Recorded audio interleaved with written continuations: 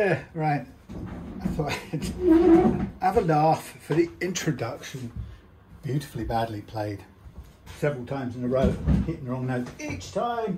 Anyway, welcome to another Reloved Guitars video, and I'm going to turn the heating thing off. And here we have Gary's made in Mexico Fender Strat, the Hendrix tribute version. I don't know if it's actually called that, but anyway, as you can see, let's go a bit closer. Look at this beautiful thing. Played in E, that piece was, apparently. Anyway, reverse headstock. We've got an older body with gloss urethane or poly. 3 vintage 65 pickups, but staggered, kind of with a nod to the opposite way round, as if you were playing a right-handed guitar left-handed. So that's a little unusual, like routing fun. And standard configuration,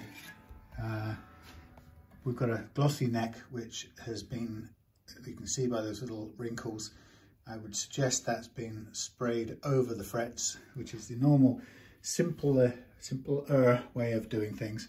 And here we have the Hendrix signature at the top there. And down here, nice skunk stripe neck, authentic Hendrix look.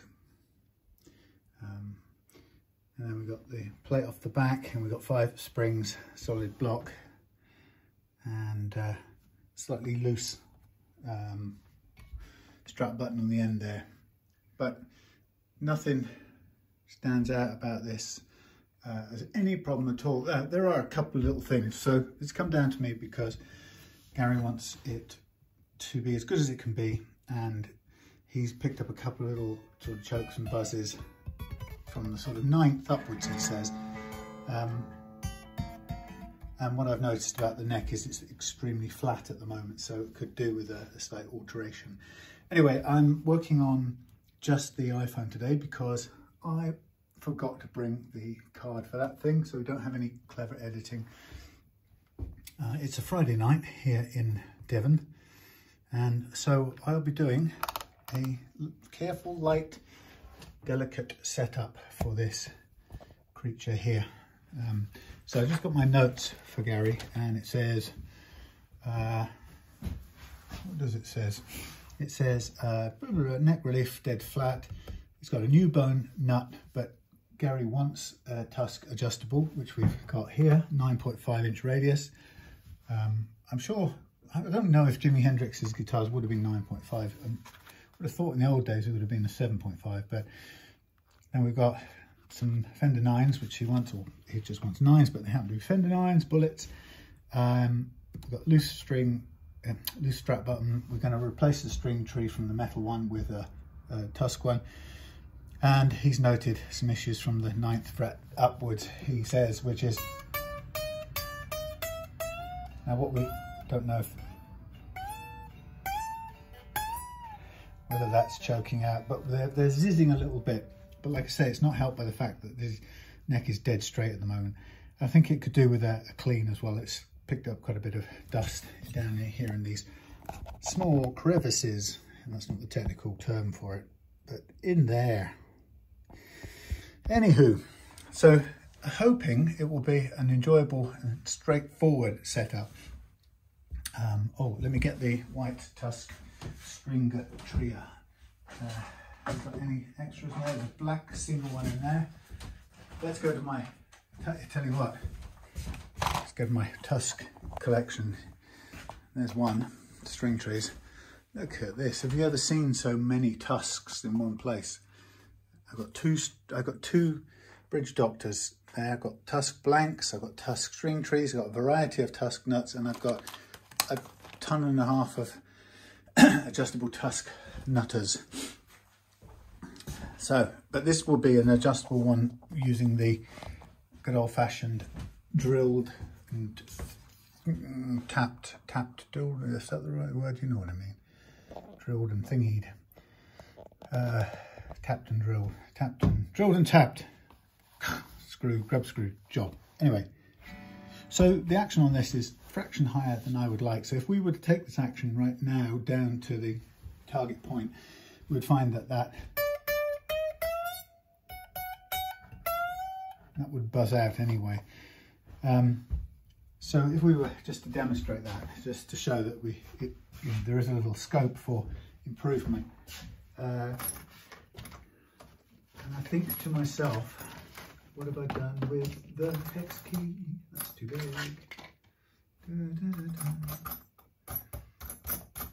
Where is the one I want?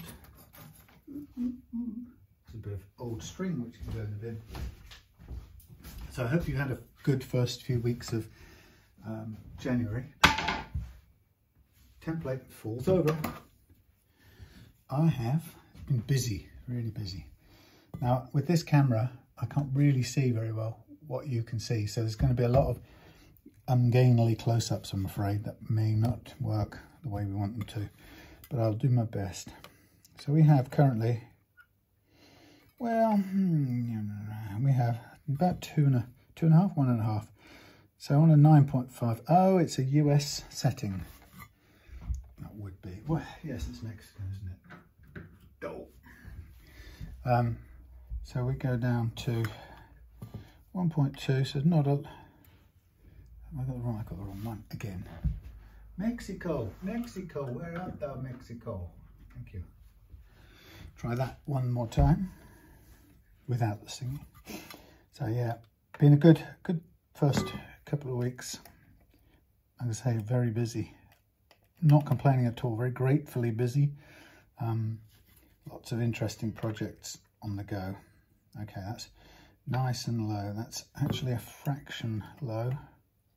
Let's just tweak this a tiny bit.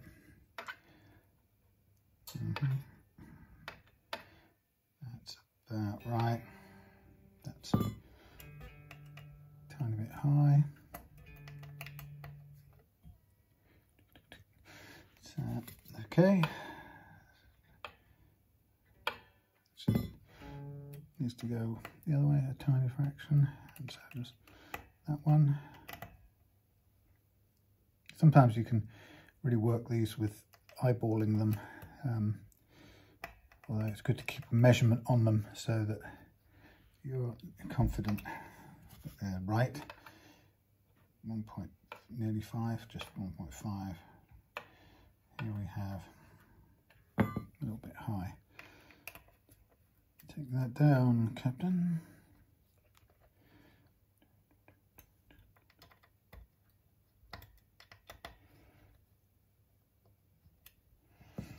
So yeah, just over 1.5, dead on 1.5.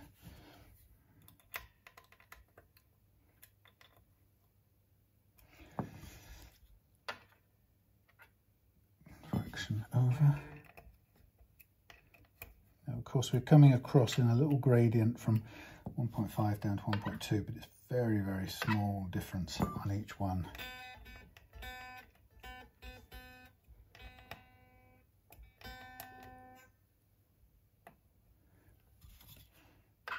So we've got a 9.5 radius on this creature, which is kind of interesting because the staggered pickups that are fitted on here don't really work. I did some research a while back on what they say the point of staggered pickups are. And they were meant to effectively map the tightness of the original vintage radii.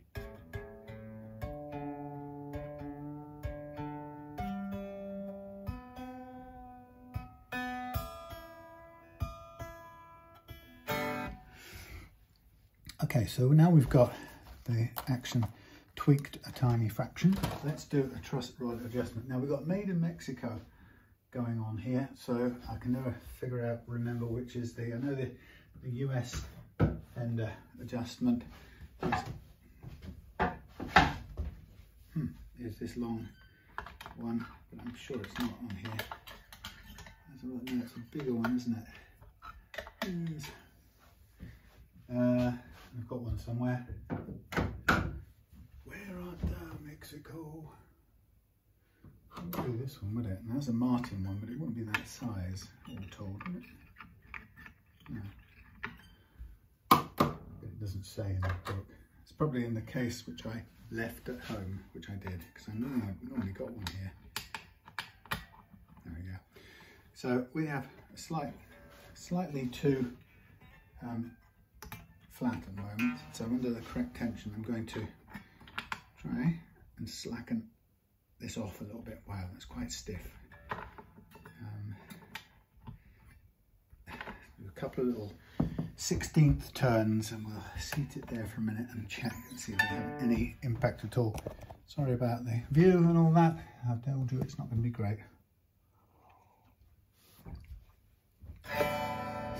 Let's have a look at the curvature now. Yeah, we got some space.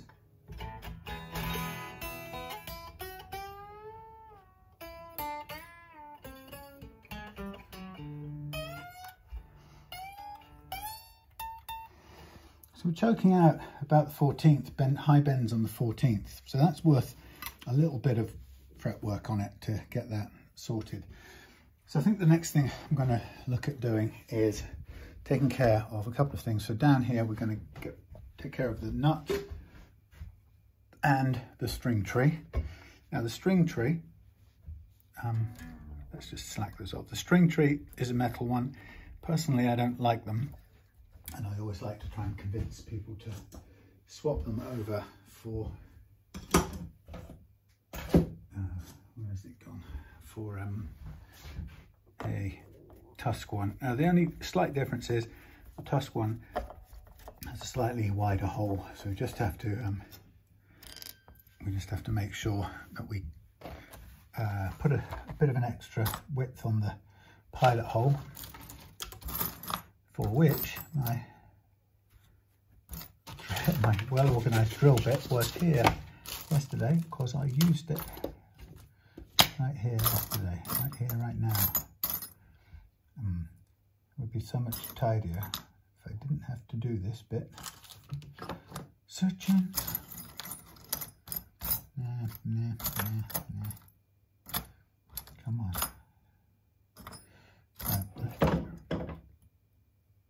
Right, my secret sauce bottle just fell over. I think it's a sign of some kind. Right, so it's not showing up why that is there. Look down here. A couple of them, but not the right ones. A couple more screwdrivers and things. Come on, we're up now.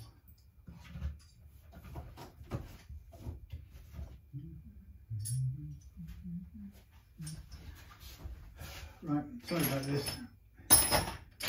Time for a small delay. I've also lost the magnet. There it is. Thank you. Okay, well, I know I could edit this out. That would be clever, wouldn't it? Edit out. But I always like not to do editing if I can help it.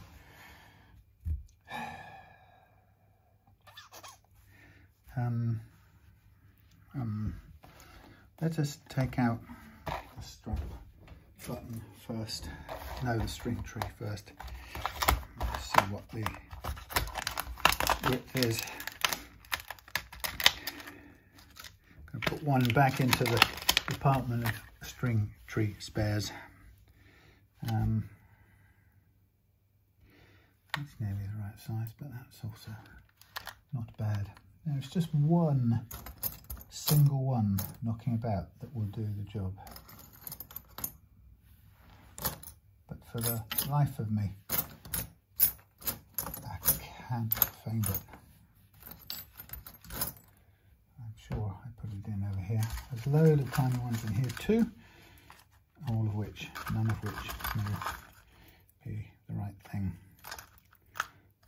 There's one that could do, same as that one. Let me just check the gauges and see.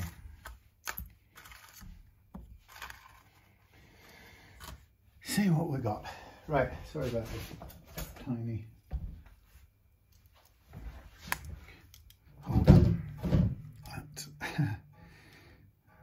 It's a broken acoustic that I'm going to fix up for fun.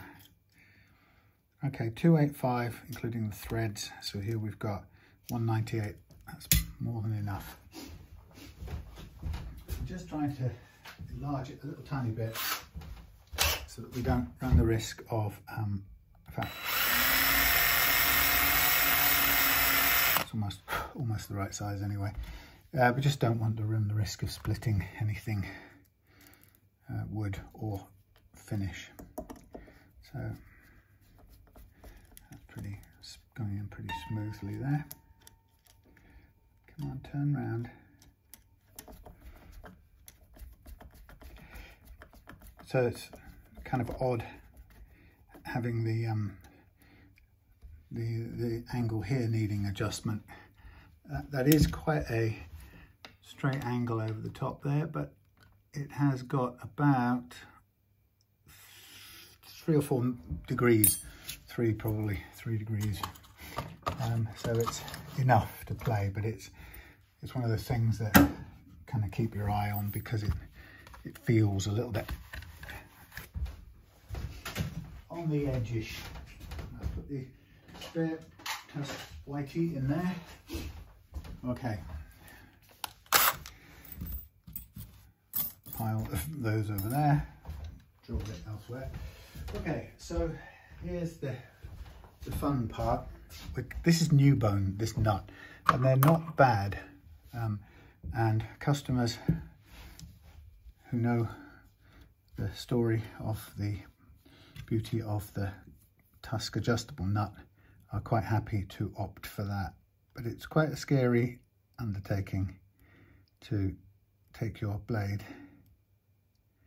and to very gently scalpel your way through that finish, which you get a little flake of finish out of there eventually.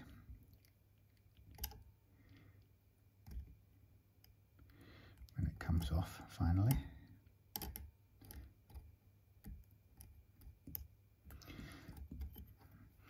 Okay, so there's only a certain amount you can do in cutting that finish. You can score it and hope for the best.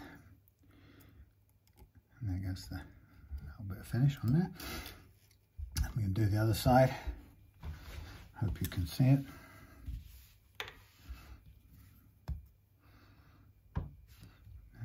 It's quite challenging because you're, by definition, you're at a bit of a distance working on this. So I do a very light score first, and a little deeper as we go in.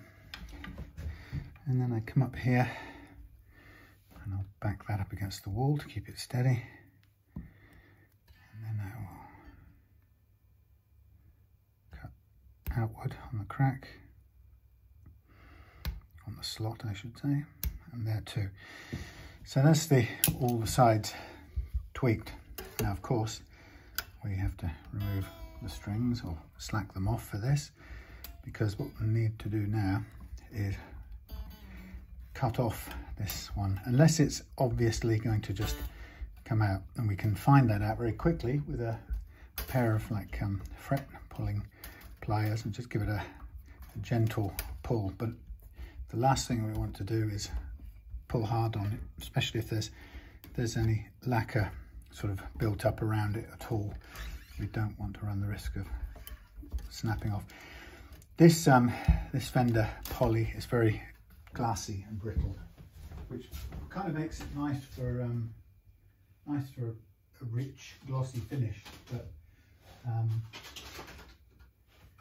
can leave it vulnerable to splitting. Now somewhere I will have put these pliers. There they are. So I'm just going to feel how willing to move this may or may not be. Okay, that was very willing, but it broke a bit of the nut with it, which is a kind of shame really, because I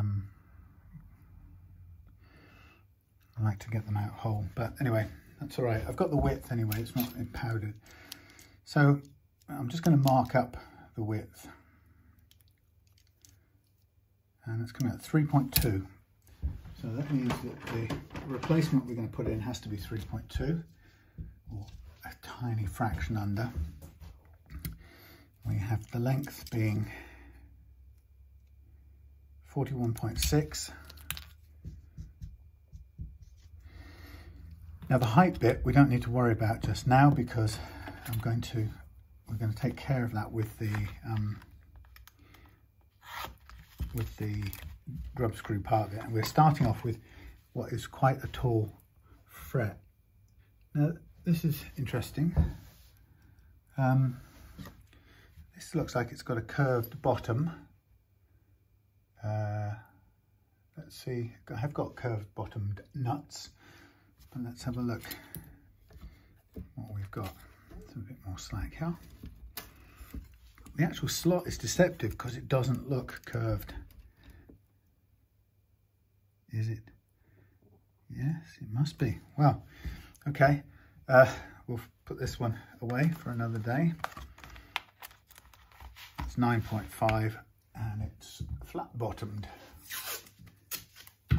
Now, presuming that this one we've got here, presuming that the slot bottom is the same radius as the fingerboard. So I want a white 9.5, flat bottom 9.5. If I don't have one of those, I would have to use a black one, because I've got two of those. 12-inch Fender.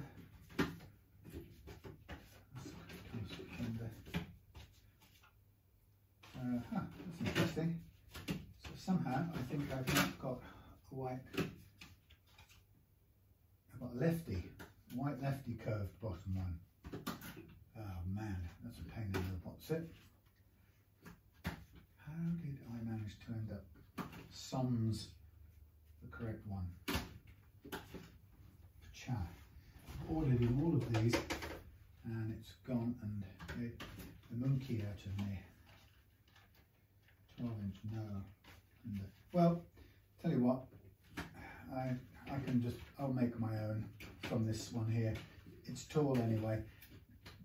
The thing about this, I'm kind of going overboard a bit about this.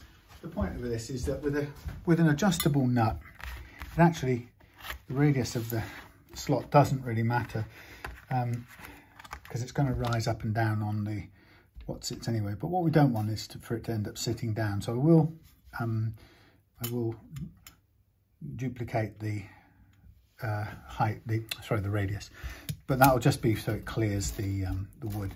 Now for the adjustable, we're going to go for 9.5 radius, but we also need it to be pretty well shallow. So it's going to be a little bit of guesswork to start off with. So we've got a good guide here. So we have the full length of the radius actually, so we can use that as our markup. So first of all, there are different widths. According to this, they should be the same size. They are the same spacing, just different widths. Tusk always says that it makes its nuts wider so that you can shorten them, yeah, bring them down to the correct size. I'd say this is actually in total about half a mil wider. So let me just try and copy this. Come here. Try and line this up and just borrow its radius. There we go. So I will go and I could go and remove some of that on the thingy over there, which I will do. Hold on. Noise.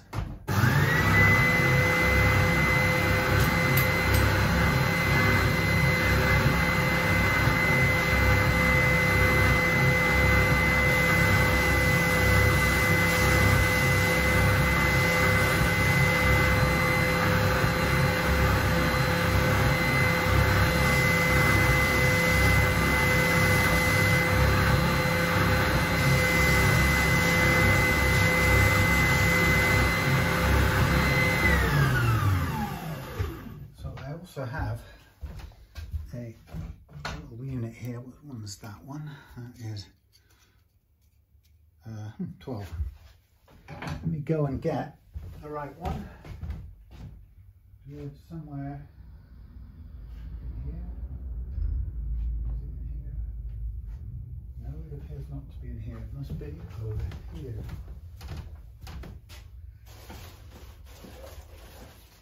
Okay, what did I do? I put them down here where they should belong. Do forgive me. Here's my 7, no, 9.5, please. 9.5, okay. So, this little device here lets me round off this nut to the exact radius I want. A little bit. I could get some more bits out, but I'm just going to do it by hand for now. There is a little gripping block. This one I'm going to use my gripping fingernails to do. So this is a neat way of getting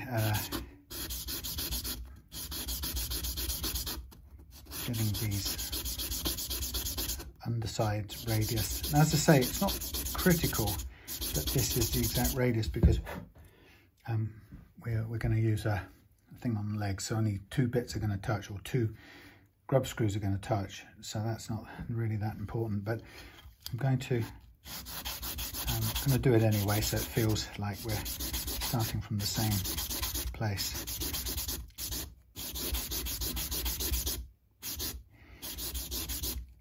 I had Alex came over not long ago this evening to pick up his Martin D28, which I put fitted a LR Bags pickup system into it, and it was fantastic to hear. I mean, just what a beautiful sounding guitar. And he was thrilled because I lowered the action for him and fitted the system. So,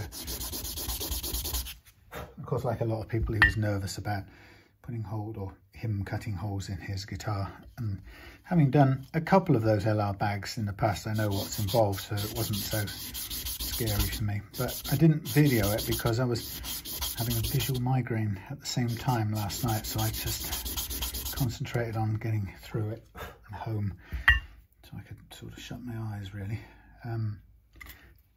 Okay, so we're getting a little bit down towards there. Could probably take a little bit more off with that thing there, because it's still got quite a bit to go, but I can just keep wearing it away.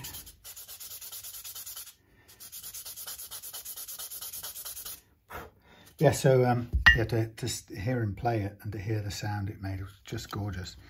And it's a fabulous piece of kit. I really highly recommend it. The LR Bags Anthem. It's a double mic unit in that it's got an audio mic as well as the piezo transducer underneath the saddle. So it's kind of got both those things, which makes it really full-bodied, and you can choose the balance you have between one or the other.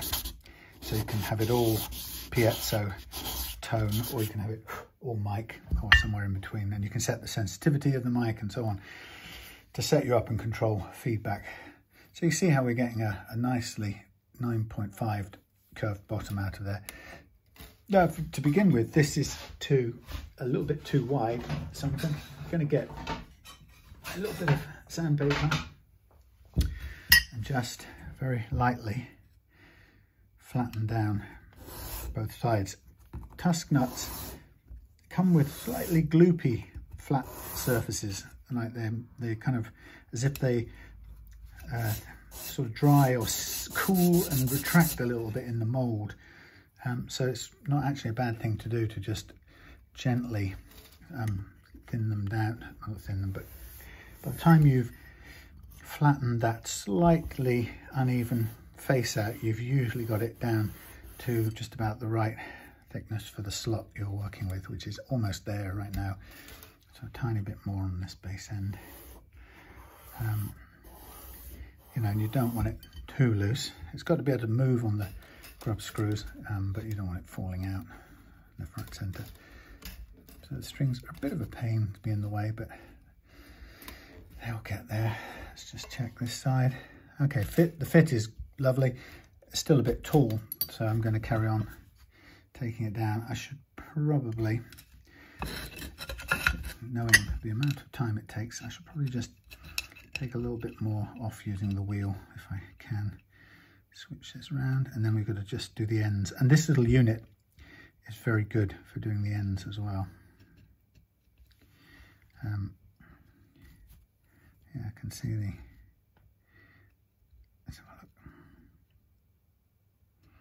Quite difficult to match up these surfaces exactly. Yeah, I'll just do the very slightest little dusting off here.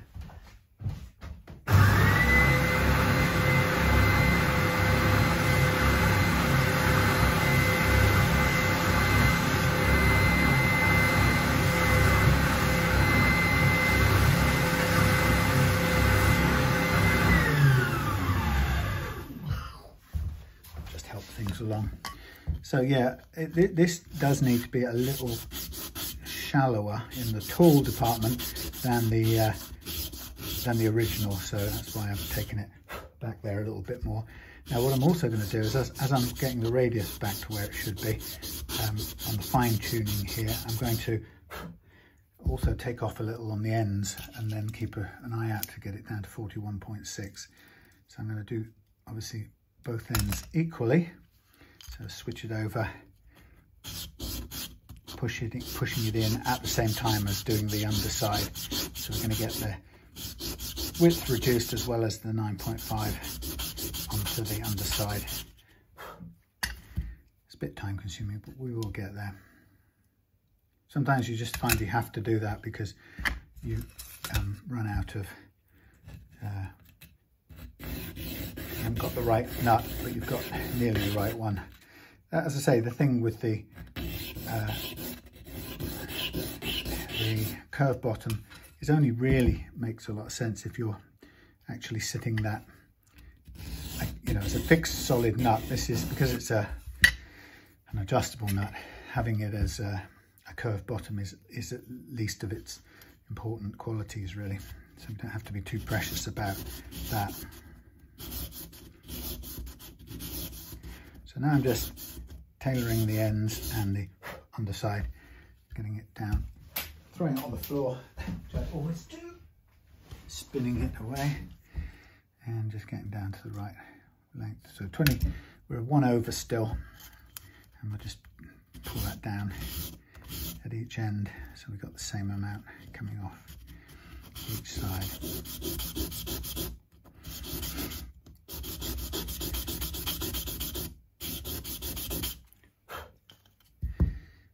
Close, getting there. 42.26, so that's still about half over.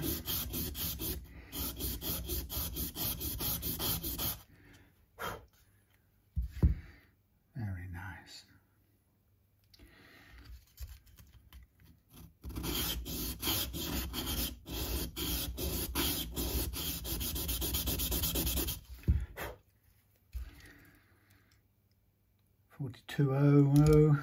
.4 of a mil off.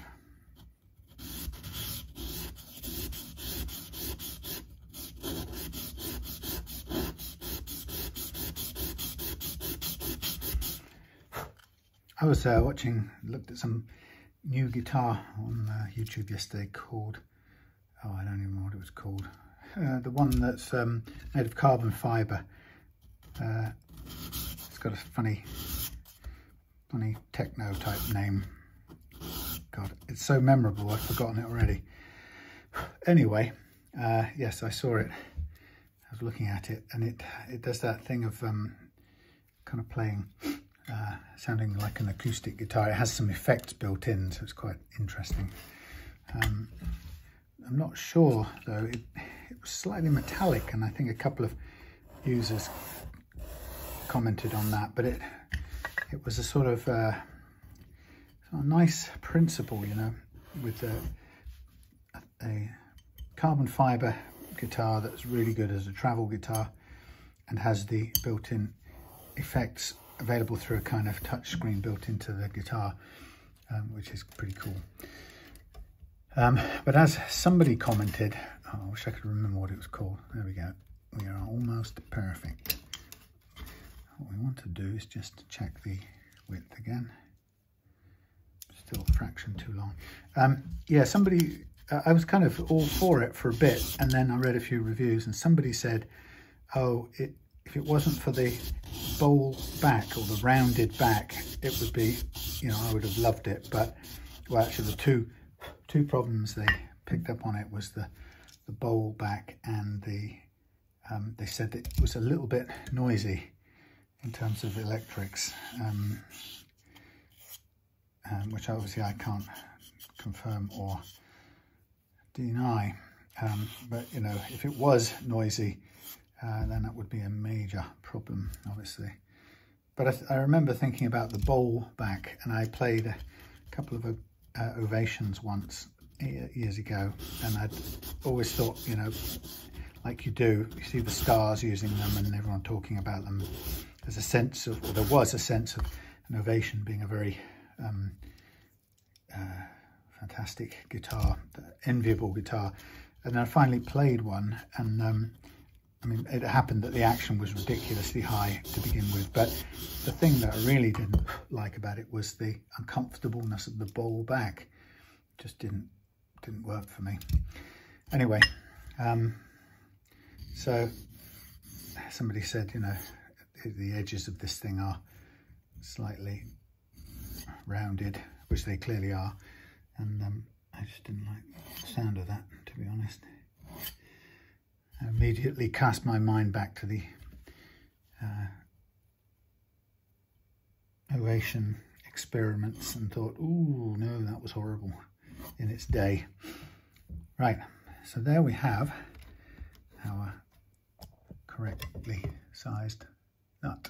A bit of a fiddle. See, if you don't take the strings right off, you end up playing this game of pinging the nut sideways, but it's not a problem. So what we've got here is we can put the nut in, and now I'll just test the strings in here and see what we've got in terms of the height off the first fret, because when I put in an adjustable nut like this, I want the nut to be sitting, I want the strings to be sitting right there on the first fret from the very beginning. So I'm just going to move out a bit. Problem this is all the tuners are on the wrong side, naturally. Let's put that there, tie it up a bit to keep the nut in place. I'm just going to feel the ends here with the strings out of the way. That's perfect. That's good. Put these under their string tree. Now I can see right now that they're, I'll put them under full pressure for a minute. Oh, I've come undone.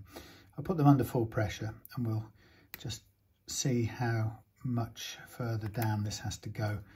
There's no point starting with the strings above the first fret because it doesn't give us any advantage. So some people wonder why I go to so much trouble with this this adjustable nut thing, and it is fairly simple, and it goes like this. If I get a guitar that's got a new bone nut on it, and somebody says, yes, but I'd like you to do your magic and set the perfect first fret action because it's a little bit high, I can see it's a little bit high at the nut, then I have to do that usually by cutting down into the existing nut, partly because the existing nut will be glued in place, and to try and remove it will, to work it from the bottom up and so on, would be dangerous and impractical. So it usually means I have to cut down with nut files. Now, I know a lot of you will be thinking, I say a lot, that's if anyone watches, but I know that some of you will be thinking, well, they've been filing nuts for centuries. It's a luthier skilled thing to do. Well, yeah, but one of the reasons I like to use the adjustable nut, if I can just get this thing to stay in here, I like to use the adjustable nut because it's one way that allows me to allows you to benefit from using a nut that only has factory cut slots in it, right? So when this is set up to play shortly, there will be your strings will run through the original factory molded slots and not via, oh God, this tuning thing, not via some slots that I've had to cut down. Because even if you have the proper tools, which I have, the reality is that those slots are microscopically ragged. To the best of anyone's abilities, they're still a little bit ragged. So I like to get the very best out of the Tusk nut, which is the factory slots. And for that to be the case, it means I have to start it off at exactly the right action and bring it upwards from there, which is why I take this process of starting at the right size very, very seriously. So you can see I'm a little bit still off the mark there. I'm going to do some more sanding down. And this is what it takes. It used to take a lot longer before, when I was making my own nut bases for the 3-a-side type guitars. Obviously I have some 3D printed ones now, which make that job a ton easier than it used to be. But hey, it was worth it. And one of the reasons I would, even if I hadn't had somebody very kindly come forward and help me out with the 3D printed nut bases, I would still have gone ahead and handmade them. It's that important to benefit from this perfect first fret action. And I didn't have any resentment taking that long to do it either. I thought it was so important to get it right, and the results were so good, it was absolutely worth doing. But in this case here, as you can see, it takes time to get it right too. Now these are still floating. I would say, if I measure it, I can tell exactly how much I've got to take off, but we're probably still about 0.4 or 0.3 off. About 0.4 or 0.5, so half a mil still. Now what you can probably spot, that means this nut, by the time it's in the slot, it's a pretty small thing, and that's true. My adjustable nuts are not large objects, if you get what I mean. So let's just see what half a mil looks off there. So we are looking at, from the bottom, 2.8. So we want to go down to 2.3. Same both ends. So it keeps it even.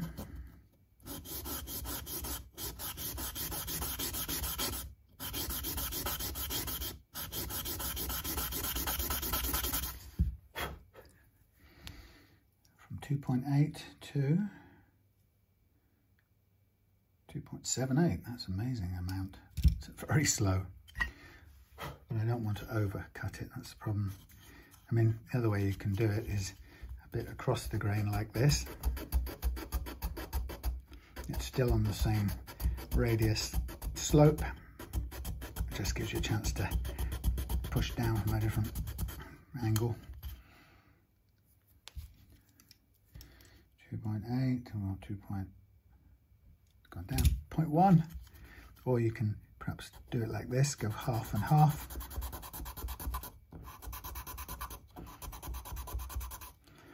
And then follow up with the other side and give it half and half again.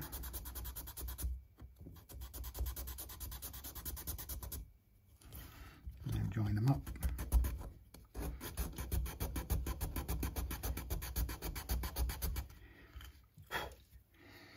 Very nice. What have we got? We want to be at about 2.3 realistically.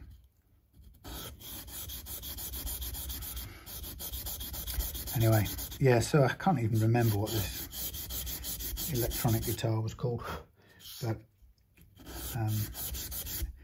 it'd be interesting to try one out. But it had quite a, as a few people said, definitely a non-woody tone.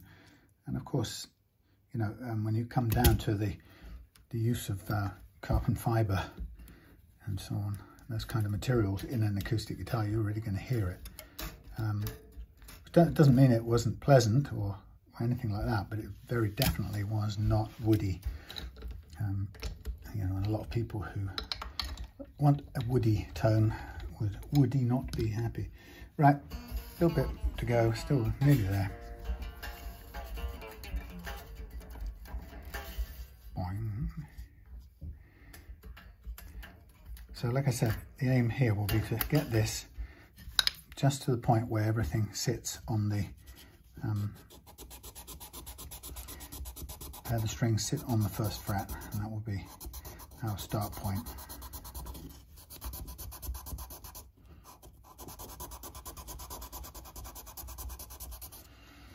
Okay, now on the bass side bit.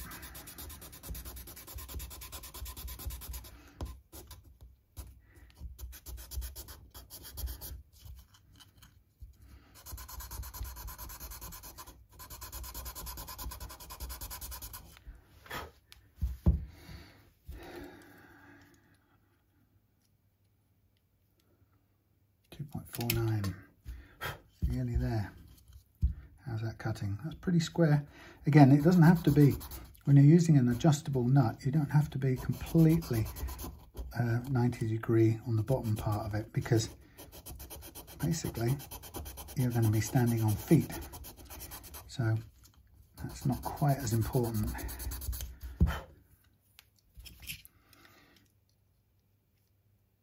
2.4 still.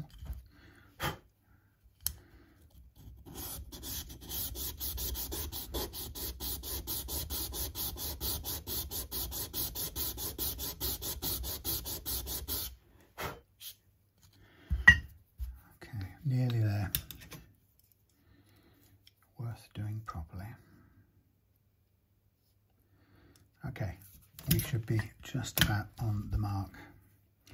On the mark, get set, go. So it's, by the way, we could just put it in and we might get exactly to the right height without the adjustable part. However, that's not where I want to be. Nearly there, nearly there.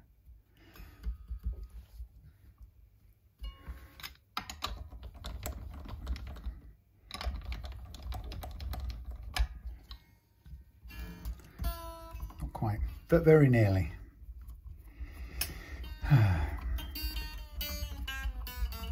Problem is you have to sort of go with your choice of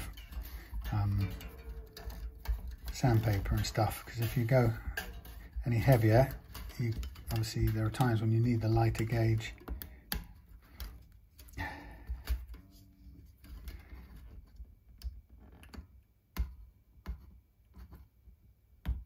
Thank you.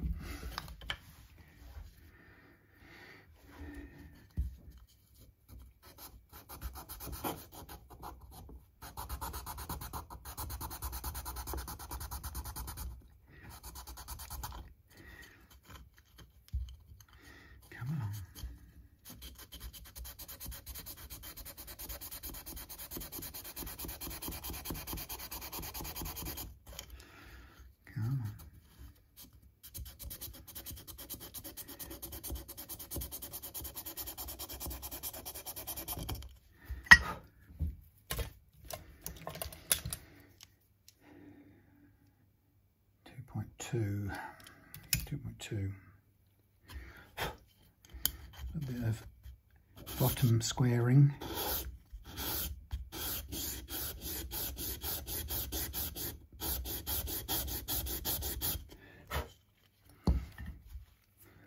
So from that large,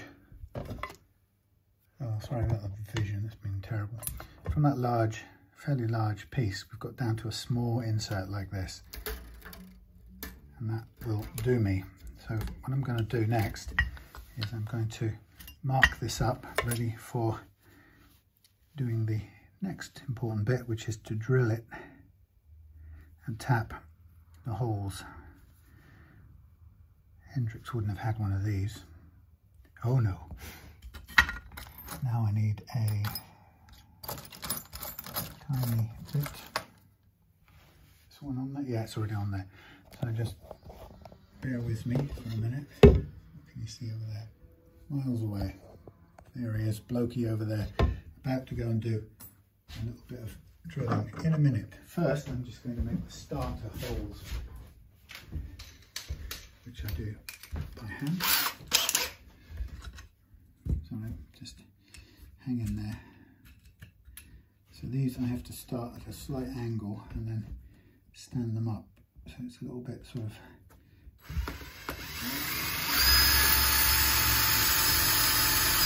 hit and miss, kind of.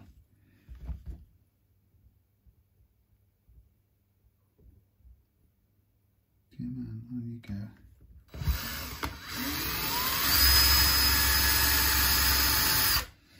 So there's my starter, and I get, you can't really see, but then I get a little bit of the old thingy, that countersink, and I just clean out the starter holes. And then I'll take it over here and we'll drill the thingies, and then we'll come across the counter sink. So bear with me.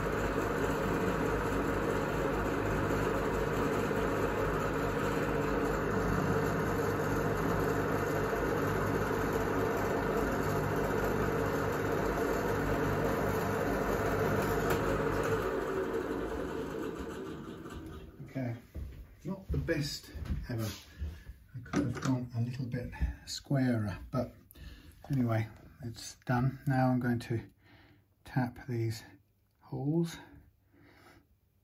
like this, which then will be the holes for the grub screws. So there's the first one. What I'm going to do is I'm going to go and get the adjustable nuts department with the grub screws and the little hex keys while I'm still tapping this. Now we have threaded the first one, and then the next one. So what I'll do is once I've got this nut in, then I'm going to mark up the frets with marker pen, very carefully of course, because we don't want to get the black pen on the maple. Although, having done that, you can, on poly, you can actually use cellulose thinners to remove marker pen. If you ever do get stuck like that, it won't do anything to poly, because poly is inert. It's sort of cured and done chemically. Right, need to buy some more of these little hex keys. I'm down to my last couple. I've got a few knocking around the house somewhere. So for this, I am going to use two to begin with sharp points. And then I sort of thread these through, and I will put another one in. So I'm going to set these up with sharp points sticking out about a millimetre at the bottom.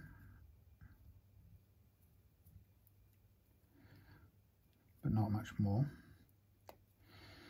And then, I don't know how well that is, but then I'm going to place the adjustable nut in the slot where I want it to sit in the end. Well, don't want it to sit too high, so I'm going to dial these back a little tiny bit, just so that the pointy bit's sticking out and they're still sat in the slot. Okay, so then I just want to feel my way to make sure they're where I want them. I'm going to have to do that separately. Get a little hammer, which is now not there. A little nylon fretting hammer. So these strings are desperately trying to mess everything up at the moment, as you can see. So I'm going to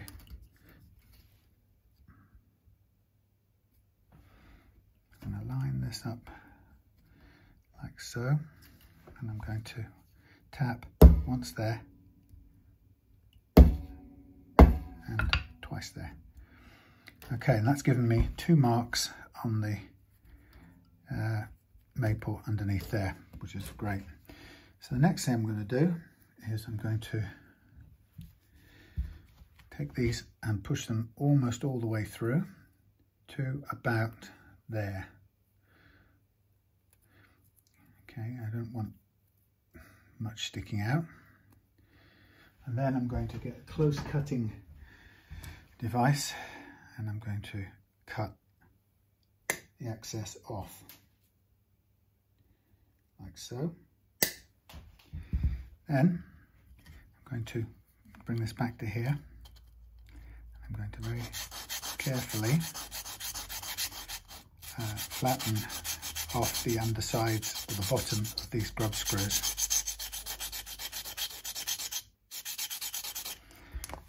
And throw it on the floor again. So the purpose of flattening the grub screw is to help the nut, help the flattened grub screw shed the load a little bit better. So it's not compressing the wood in the slot. So it's just a little bit eases it along. So nearly ready. Put that under there. Put that under there. Then next thing we do is we take a small screwdriver. No, that's not the word. We take a small drill bit. There's the one I was looking for. Find it later on in the game. Take a small drill bit. In fact, I use a couple, one after another.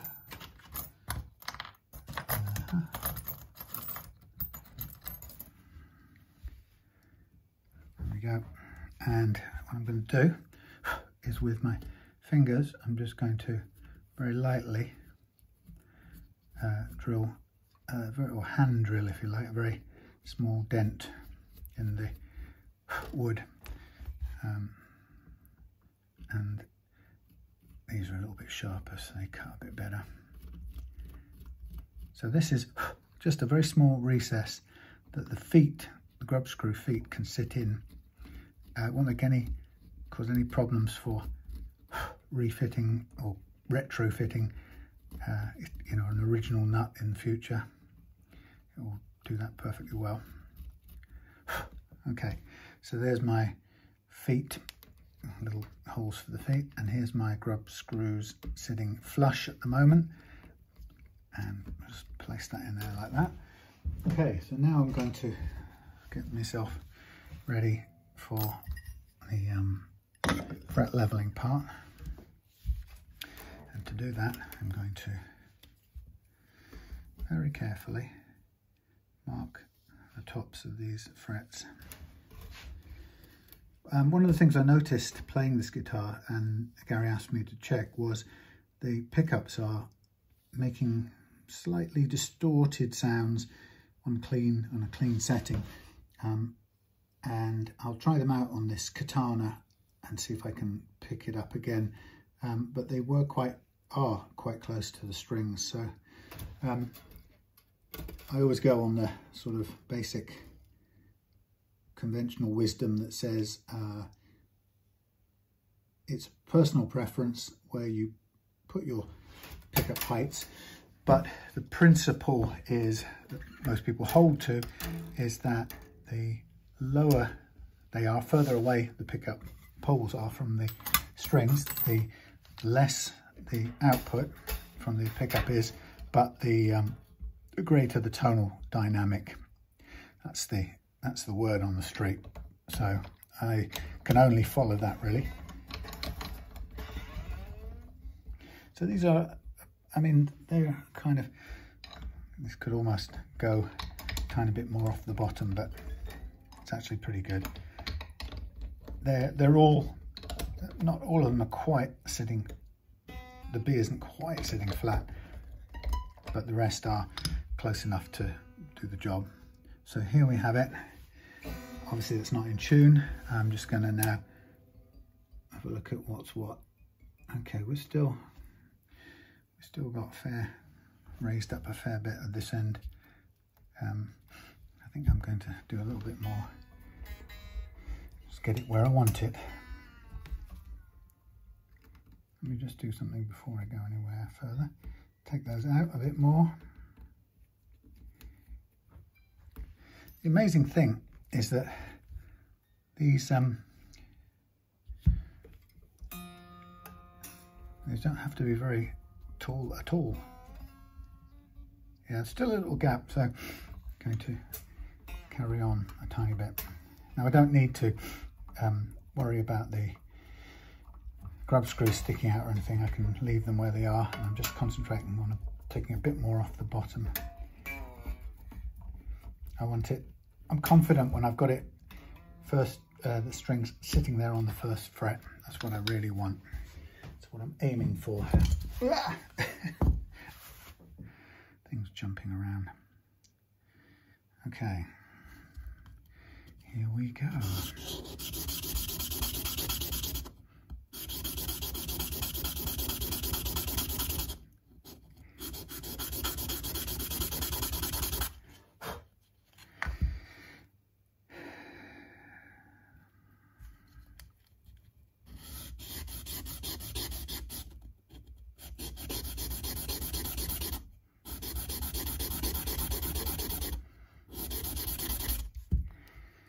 Look at you.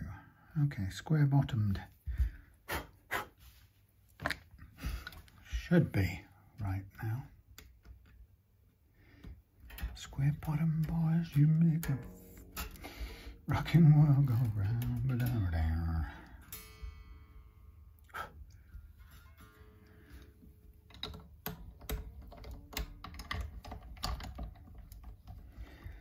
Come along.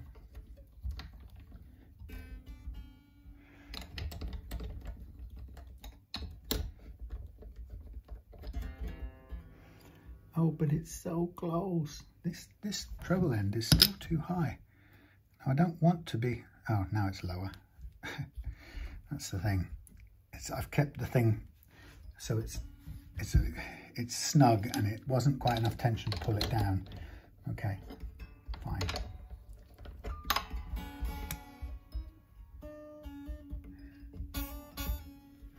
Right, so even snug in the thing, we are a tiny fraction off. You think, is it worth this? Well, I promise you it is. Just a matter of timing, and time and effort and boredom. So we will get there.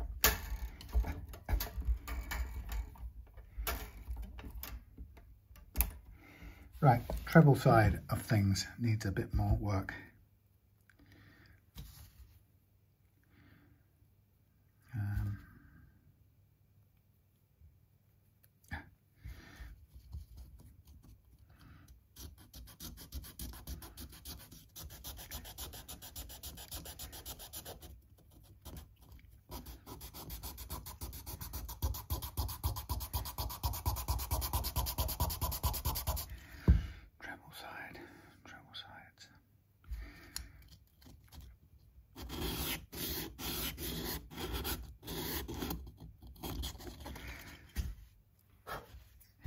Eventually it becomes almost too small to handle, but it's actually all you need. All this massive nut material is excessive and unnecessary.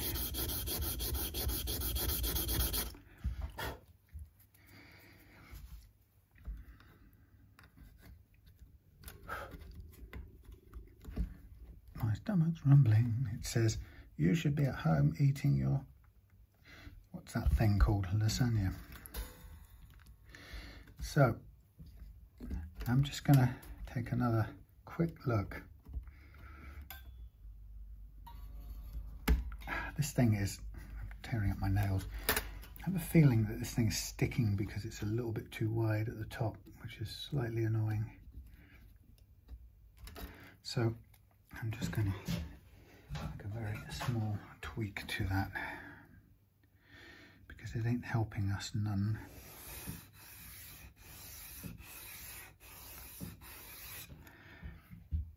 I need you all the way in, my friend.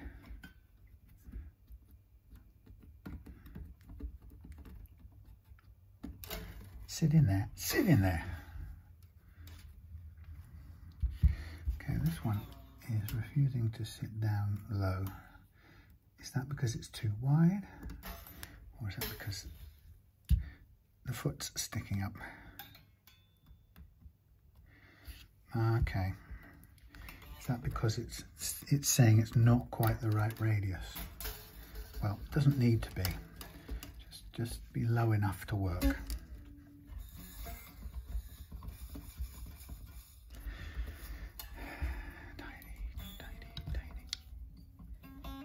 Right, that one's on the first fret. That's where we want it.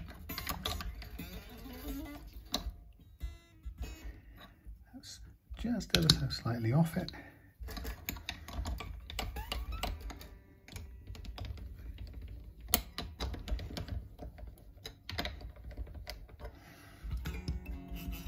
Okay, we're finally there. Right, now I'm going to raise up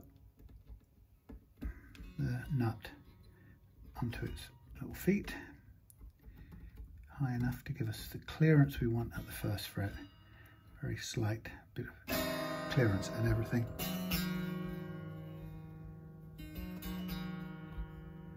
Everything plays.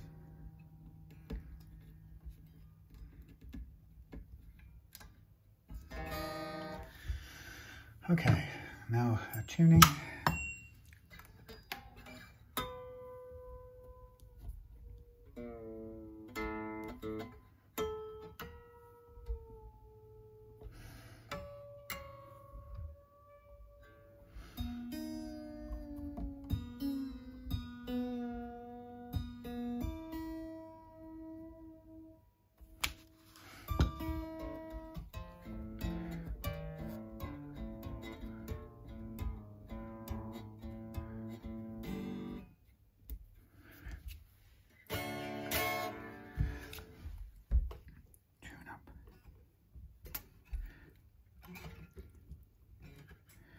Okay, let's get this into tune, under tension.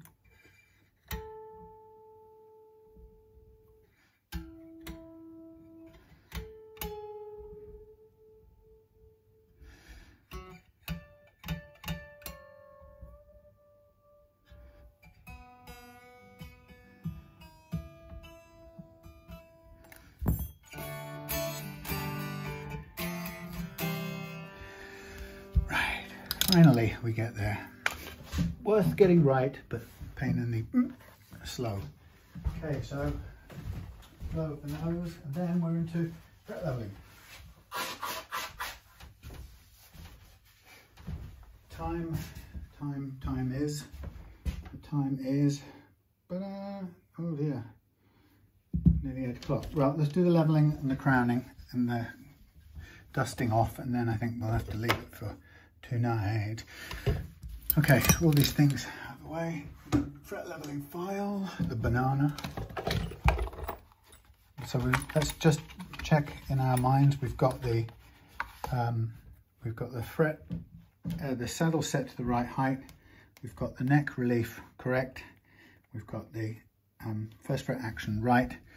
Now is the time to level and just clear up any fret slap and that little bit of choke on those high notes at the top.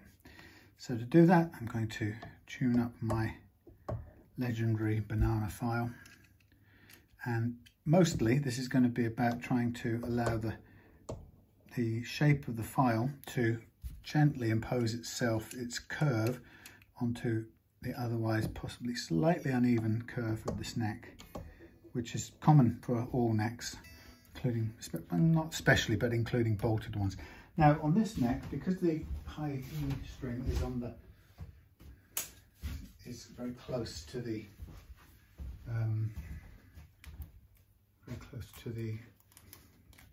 the tuner is very close to the end of the neck. I'm going to put this little bit of thingy in here just to take, so when we pull it off to the side, it doesn't damage the it's not really going to be such a problem on the big one, but so I can just do this, drop it off sideways, and it won't harm, but it's under a lot of tension right there because of the reversed layout. So here we go. So this is the bit that tells me straight away what the frets are like, and it's very interesting sort of diagnostic thing. I'm just going to try and mainly run it under gravity without too much downward push, and crossing over both sides. So what I can see straight away is we've got a low fret here, slightly low one here, here and here. Okay, and some low ones, slightly low ones here, and some low ones at the end. It's not bad overall, but I was saying about 14. I felt like we were choking out across here. We'll see what it looks like when we get across to the G track. So with this, I'm just going to do a tiny bit more, just while I'm here. The high E is less of the problem when it comes to choking frets and what I call fret slap. It's usually, the chokes on bends usually occur in the B track. What I'm really going to look for just here is make sure all of these notes play individually.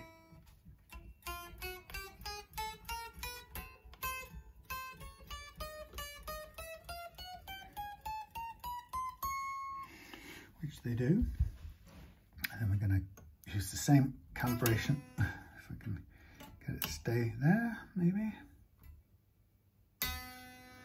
Don't want to do it.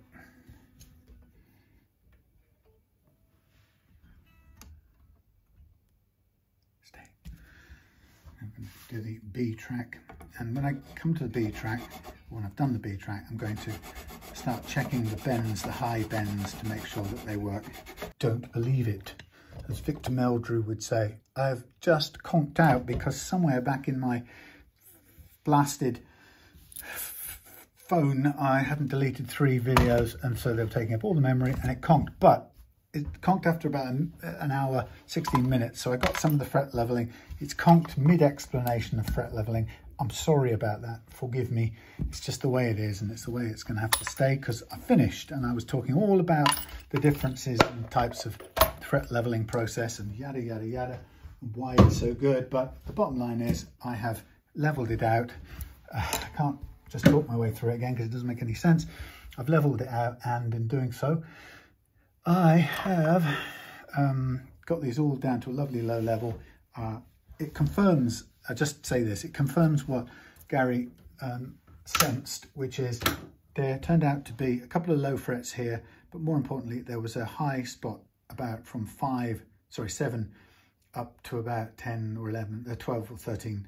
So this whole area here was high, and you could see it by the dust kicking up, but now it's perfectly good and I'm happy and it's all wonderful. So I'm sorry about the conk out, that's my fault. I had forgotten, I forgot to bring the SD card, I forgot to empty the film file, video file. Wow, this is mighty good. It's taken a lot longer. I think I probably lost 15 minutes or 20 minutes, maybe not. it was all the rest of the leveling, but you saw in principle. I was a bit, I don't know if you heard me say, but I was a bit surprised at these gauge of these strings. The bottom string is 37, not anywhere near a 9 of 42, so God knows what the gauge is on this guitar. But mine is not to reason why, but we are going to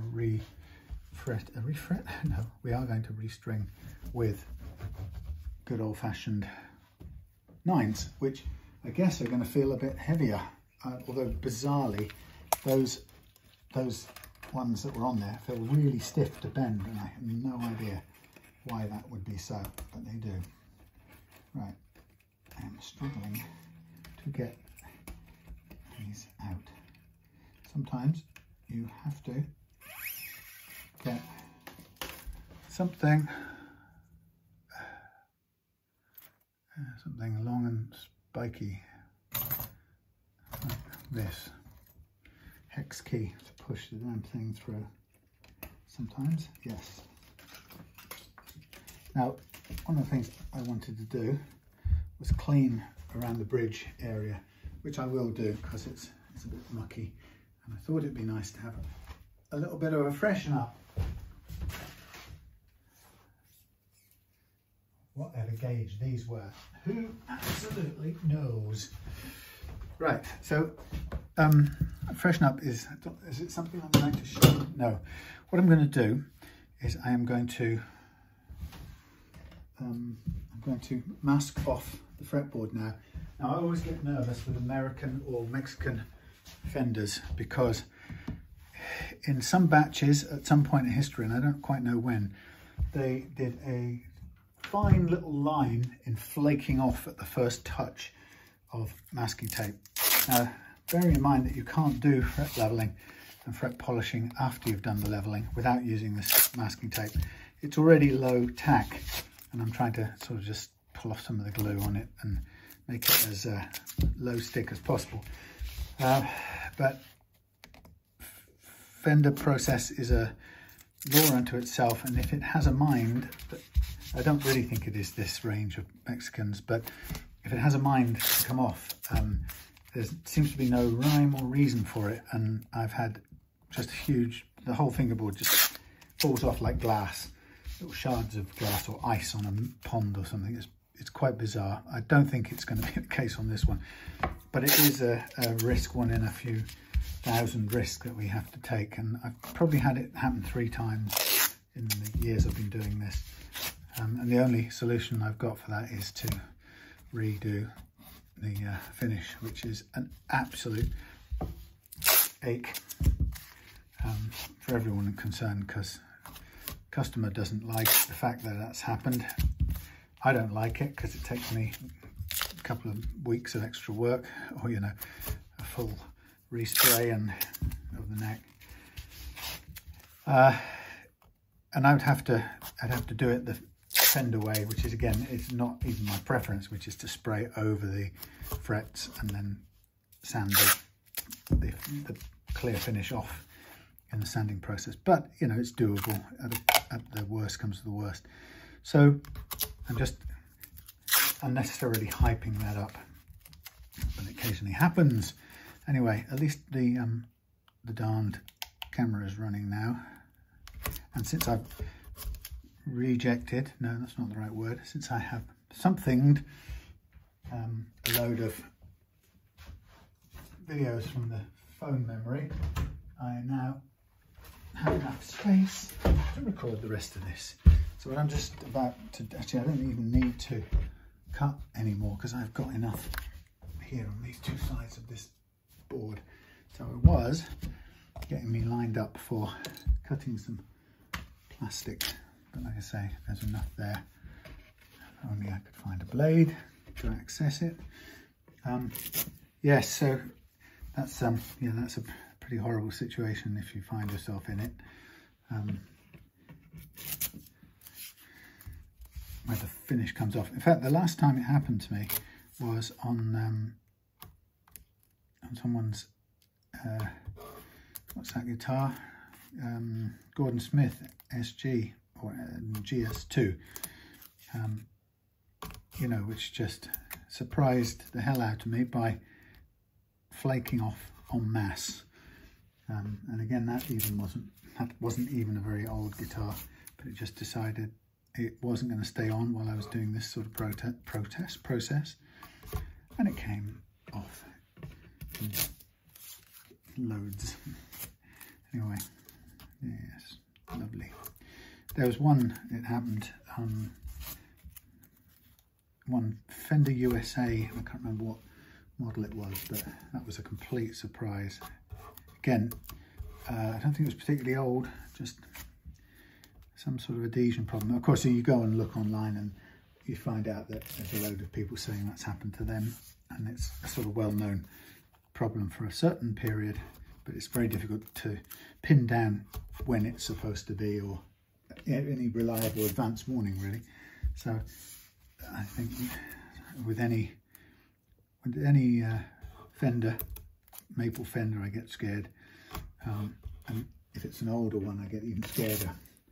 The alternatives, if you don't use masking tape, you are limited to how much you can sand and polish the frets. It's very difficult to do it without this way of protecting the fretboard. There are fret protector strips, but you can't really do the full polish out.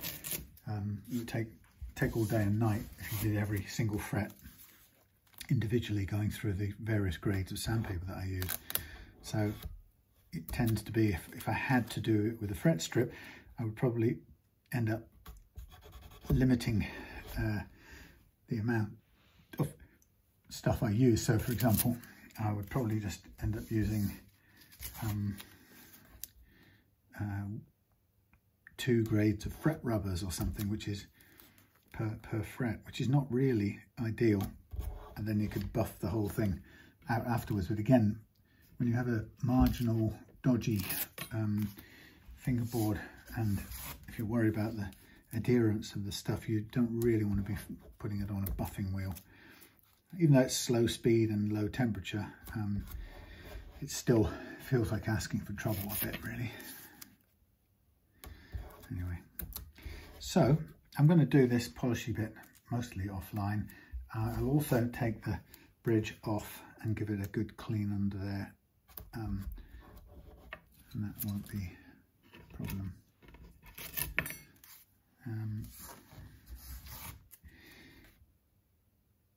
So we're going to leave the tremolo locked down on this.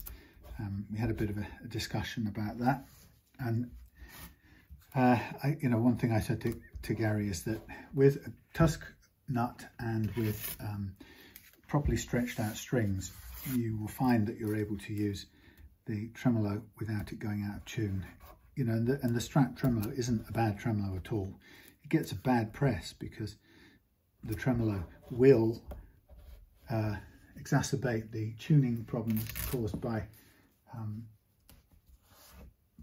sticky nut slots and unstretched slack in your strings, but it's not its fault. It will help to accentuate those problems, but it gets a bad press as a result. And I was saying to Gary that with a Tusk nut and with the strings properly stretched, you can use the tremolo.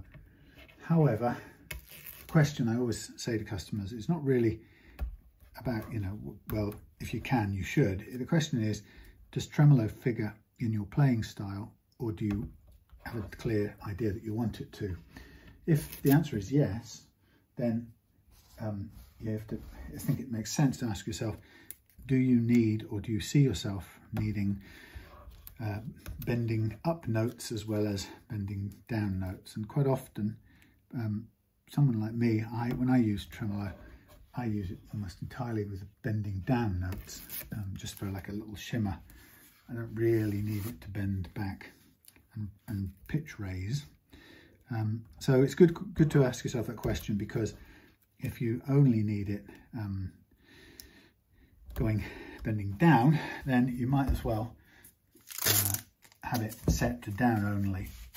And the only reason I say that is that having it set to floating creates an issue later on if you want to set it to down only. Floating requires the action, when you float it, the action goes up by about 0.5 millimeter per saddle. So that means when you take it back down from floating to locked down, it drops it by 0.5 millimeter, and so that the fret leveled action that we've set, which is already at its lowest, will suddenly be 0.5 millimeter too low. And for this kind of setup, that's going to cause problems. You're going to get buzz. So if you do change from floating to down only, you just have to know that you've got to set your action back up by 0.5 millimeter on every saddle, and that's happens to be 1/2 turn of each of the grub screws, as it happens. Anyway, what I'm just going to do now before I go off camera for a bit is I'm going to mark up these frets again, and this time I'm going to recrown them and just smooth out, or not smooth, round off any flat spots that we get from the leveling process. And this is about making these arch shaped again. It's the only word. An arch is a void, it's a hole, but it's the only way I can think of describing it. We're short of a word. It's not really an arch, it's a hump shaped thing. So I'm going to get each of these things here. I'm going to have to get quite good at setting that without looking. So I take hold of the leveling or crowning file and I just gently work it along. The idea of the crowning file is to end up with a thin as possible strip of marker pen on the top, and that will mean that you've rounded off the flat spots, but you've left the fret at the same height that we finished up with at the end of the fret leveling process, which of course is why we did the fret leveling, to get them all to the same height. So we don't want to be crowning them and lowering them any further, because that would defeat the object of the first operation. So as you can see, I'm watching the thin black line of marker pen, and I'm leveling it or rounding it off as much as I can before I run out of black pen.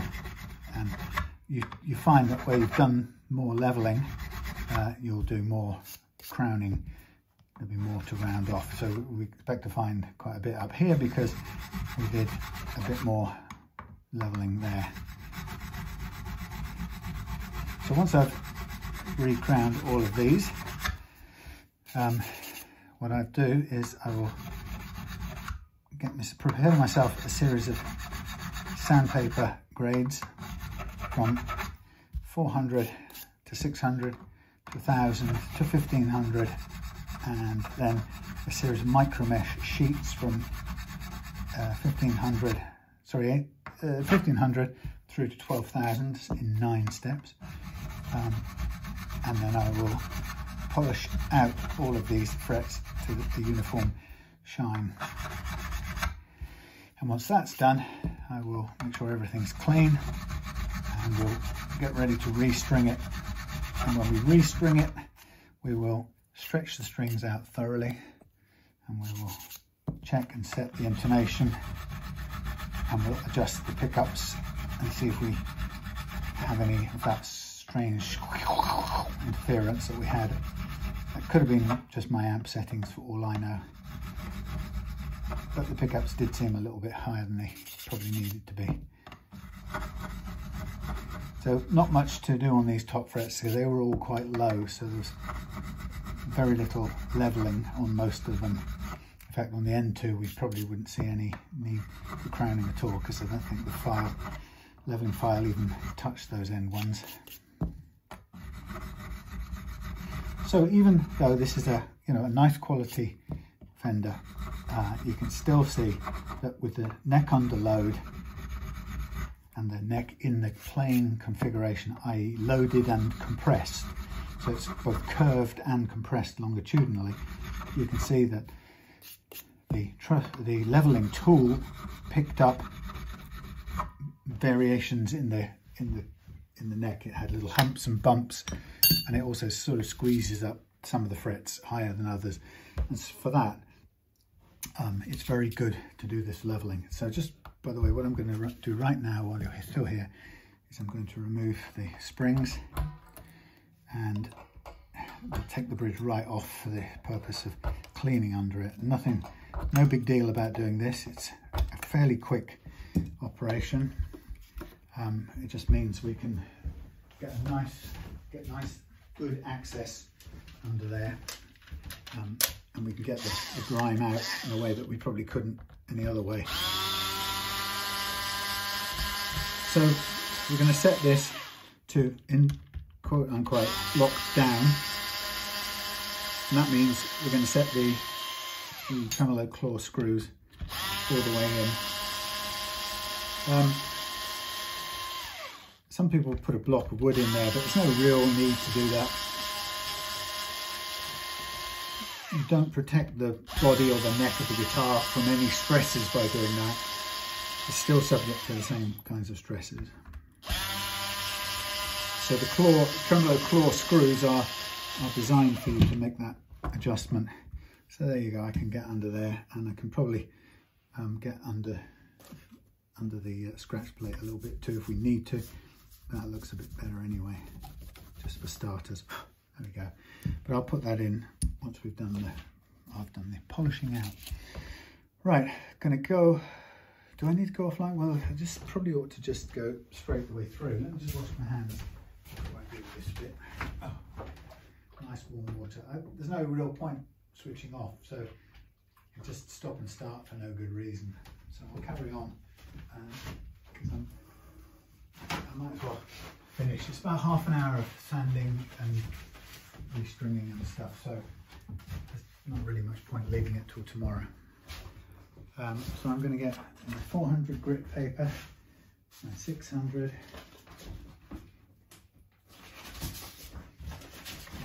my 1000, and 1500, running low on 1500, cut it in half.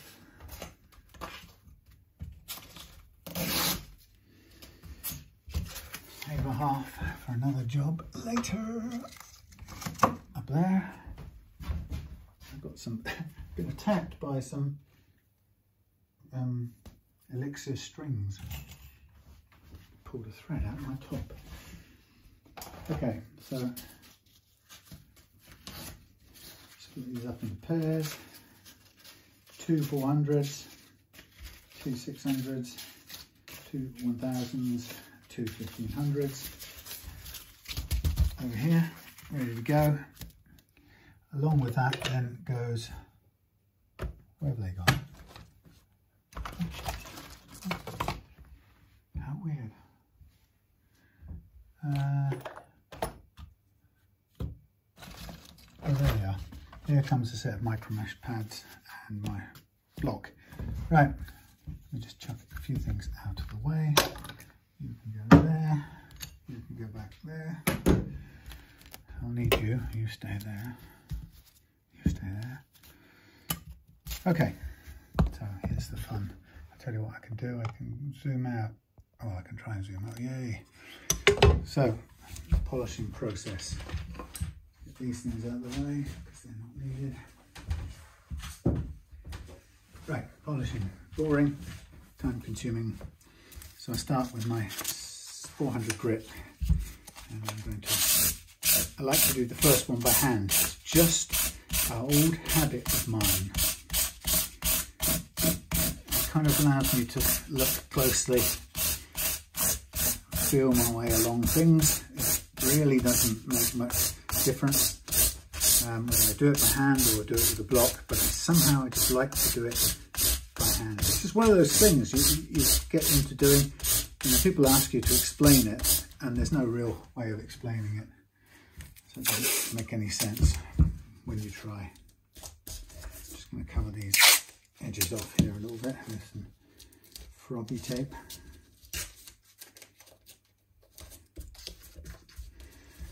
Just because. So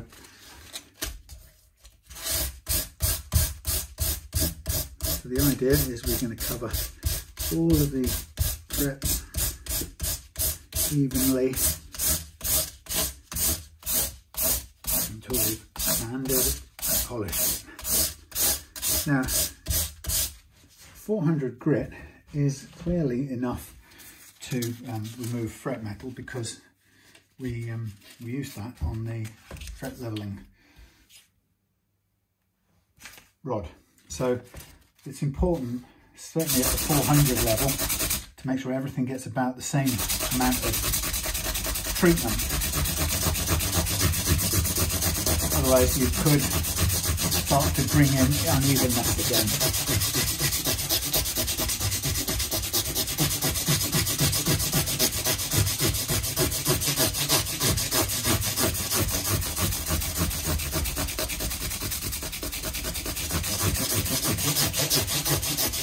So I do 2 lots from each sheet, hence why it takes so long.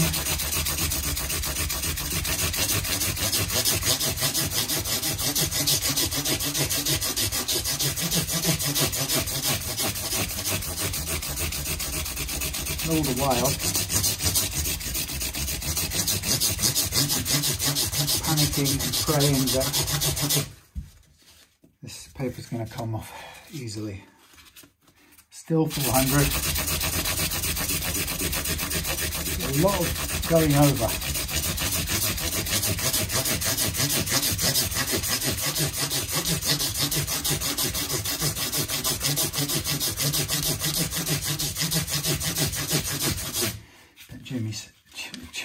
Jimi Hendrix.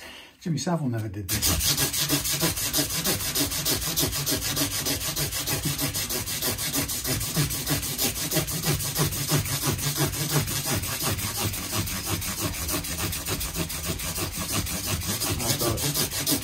I've got two Jimmys from the same era. Oh, okay, that's right. That was the first of the 600s. This is the second of the 600s.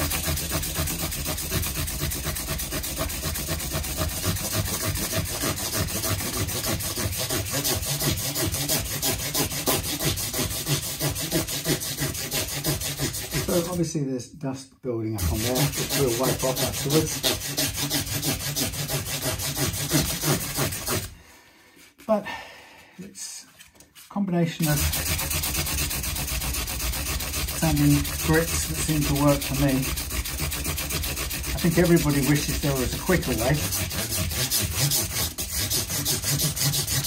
Maybe one that required less effort, but there isn't. And so it goes on.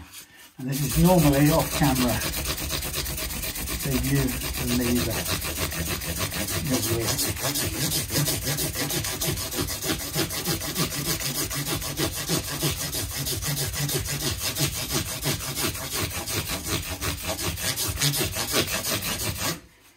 So now we're at the 1000 grit level, so it's much harder now to take off too much metal. You know, the finer the grain, the longer you'd have to spend to cause yourself a problem, basically.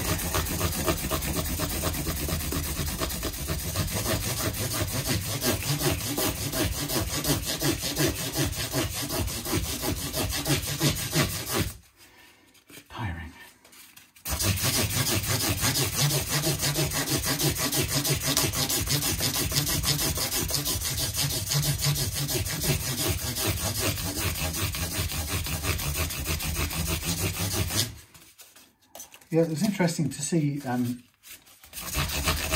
inside of Alex's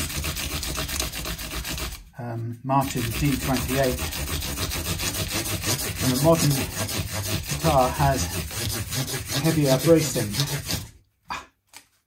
where the original, the older guitar that I worked on a little while back had a very, very sculpted, stripped down, thinned down bracing, which wouldn't surprise me if that was the reason why it was so bellied and required so much help to stop bellying with the string the bridge system,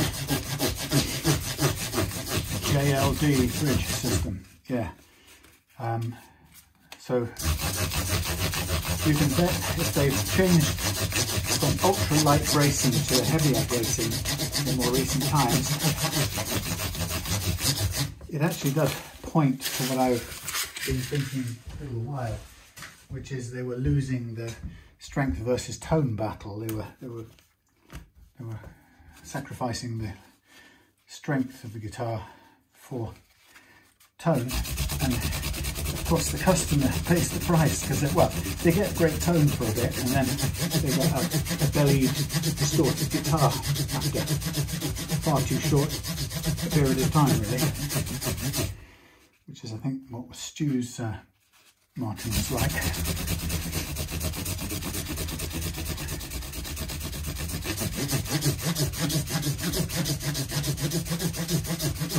Now we're on the 1800 grit micro mesh, so we're in the polishing stage now, and we go through to whatever this is, 2400.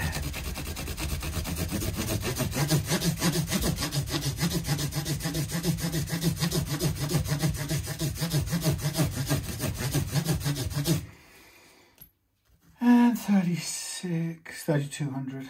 And then 3600, then 4000, and then 6, 8, 4, 8, and 12, something like that.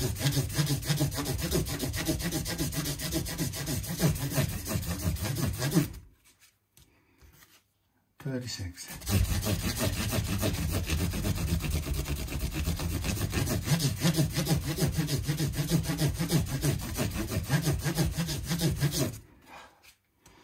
Aye. 4,000. Nearly there, the end is in sight.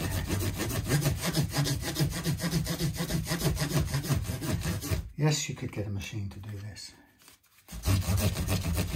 But I am that machine.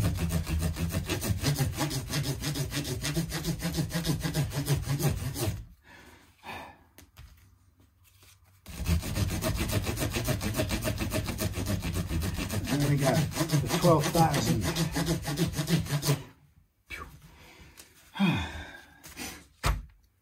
Okay, so here we have a fair bit of dust, which we can sort of brush off first of all and get rid of the bulk of it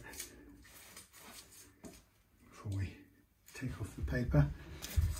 As we hold on to our fingers crossedness, and we say, don't make a mug out of me, Fender finish. You're going to just come off without a whimper. The paper, that is not the finish.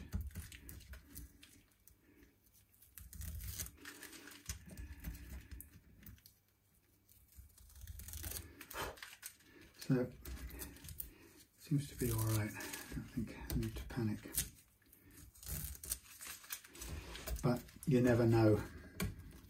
It's always good to be cautious.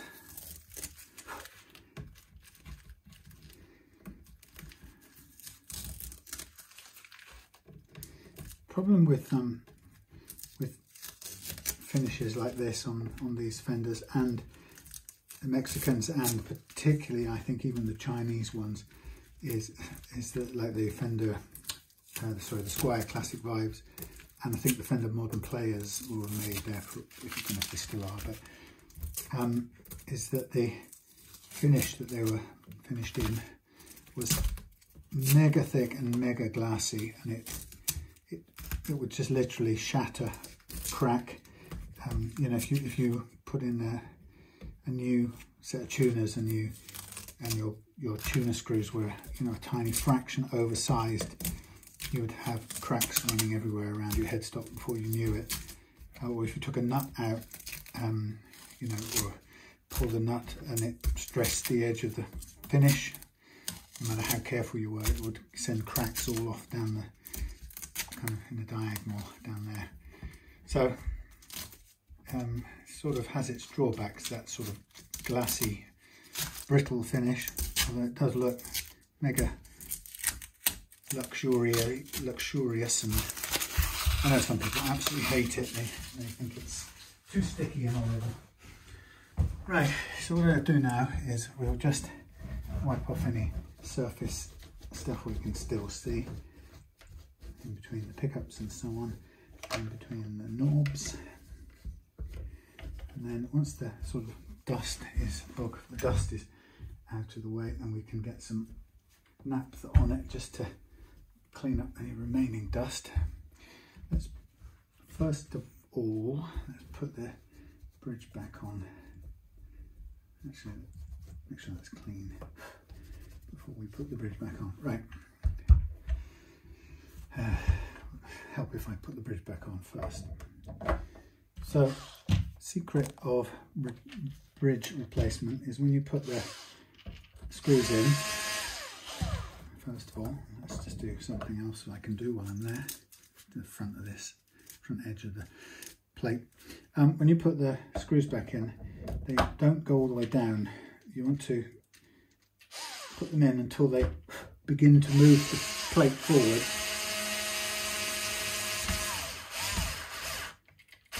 As soon as you feel that, slack them off a bit, and that will keep it all very loose, and that's what you want. So you can always feel it move when you put it down there. It's moved, and then you go back. And it doesn't matter if it's a millimetre up, proud of the top. It's only providing a pivot point for the bridge to move on. So I'm going to leave everything slightly up. Of course, that only matters if you're actually using it as a tremolo unit. And if it's inactive, then it's not that important. But even if it is inactive, it's still important that you make sure it's not pulling down on the front, because that will tilt the whole bridge forward and mess up the action a little bit. So I'm just getting everything. See, that's still nice and loose. You always want that to be loose. So now I'm going to put the springs back on. A little bit hard to hold on to. I think there is a tool you can get for this, but I tend to think I can do it with a pair of little pliers like this. Now, to make sure that this doesn't move at all, we could take the springs in a little bit further. It would be, if we string it up and it doesn't move at all on bends, then we don't really need to put the springs any further in. It means that with 5 springs on it, it's quite a big load, so it's probably overcoming the power of the strings quite easily where it's currently set, unless if Gary wants to use it as a down-only tremolo, then it only has to make an adjustment to the floor setting until it all becomes just tight enough to stay down on playing notes and doing normal bends, but can be pushed forward with the arm quite easily without hardly any pressure, So that's a sort of ideal how you want it, but that's all done from tensioning or slacking off those tremolo claw screws on the back there, which are always accessible to the owner to manipulate. Okay, so I'm just going to go over all these frets once with naphtha, because there will still be some black pin in there somewhere on the sides of the frets, because sometimes the polishing process doesn't quite get to the bottom tide mark of the black marker, so this is always a good thing to do, getting rid of that and then cleaning up everywhere.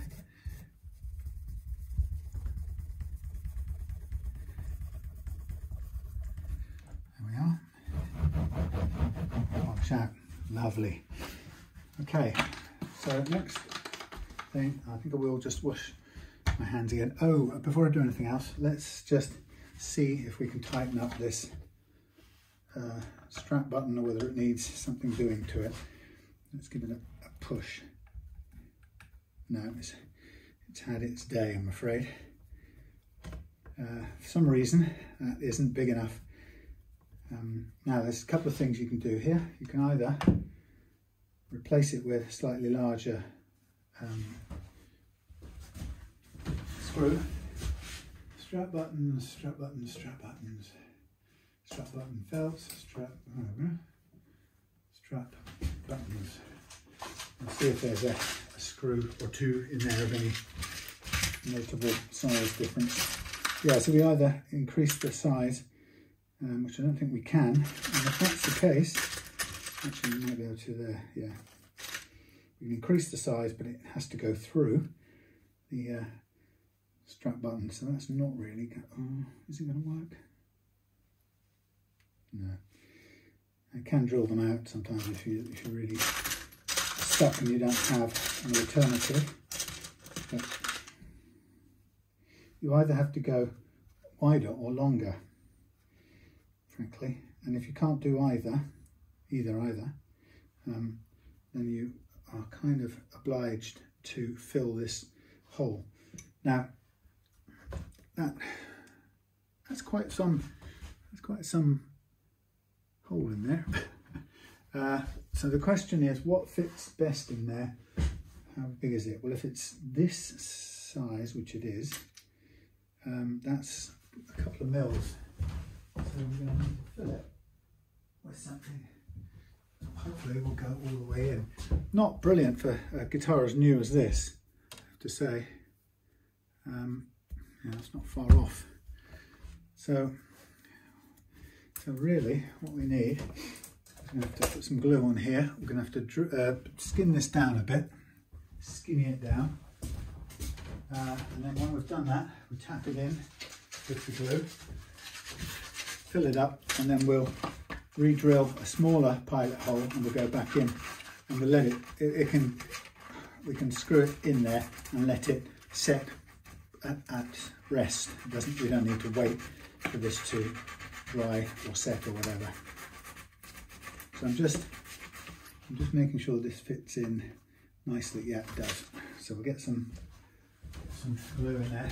Yeah, it's a pity that a newish guitar like this would suffer from that problem so early in its life. A weird one. Stay. But there we go. Like I say, two solutions. You either fit an oversized screw, or you fill out the existing one with a bit of glue and just put the next one in on top of that. So I'm just going to have to do this by holding this. Sorry about this. There you go.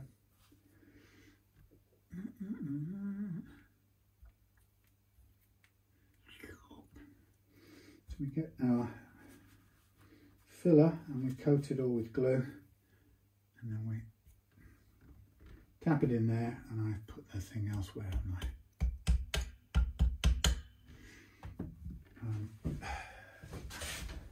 That's the one I want. I don't like that long either. I've lost those. There they are. Thank you. Boing. Bit of grime there.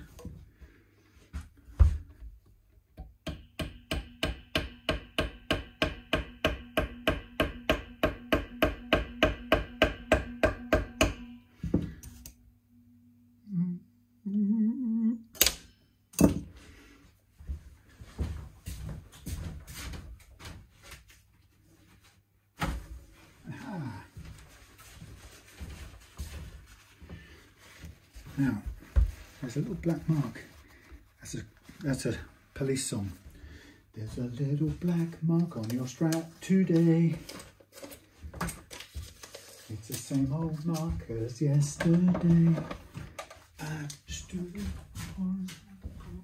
Can't get me copyright, pouring rain with this something watering circles going round my brain.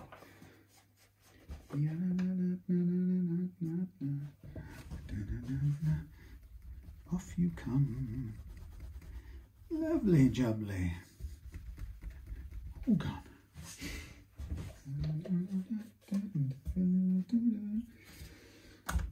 Okay, bits. Pilot hole drill, bits. This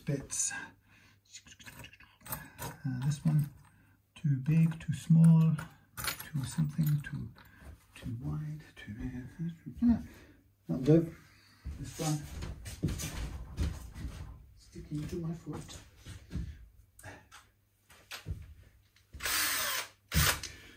So that's, I suppose you'd call it hardwood, but end grain hardwood dowel is always a bit on the mushy side. So we are going to, I'm not even going to try and cut this flush, I'm just going to leave it as it is because I don't want to scrape the paintwork.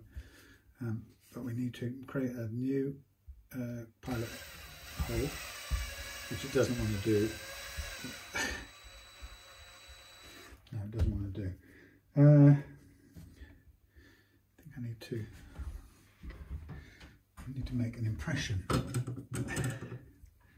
Can you make an impression? Come along now. Make an impression. Right, there's an impression. There is.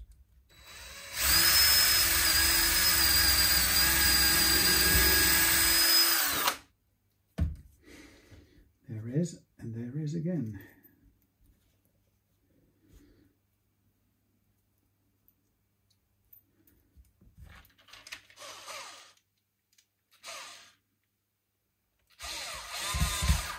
Stay.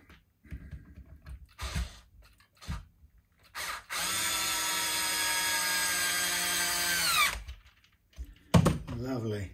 Rock solid. Rock solid. It's another one. You don't have to fix the Strat button. Those days are over.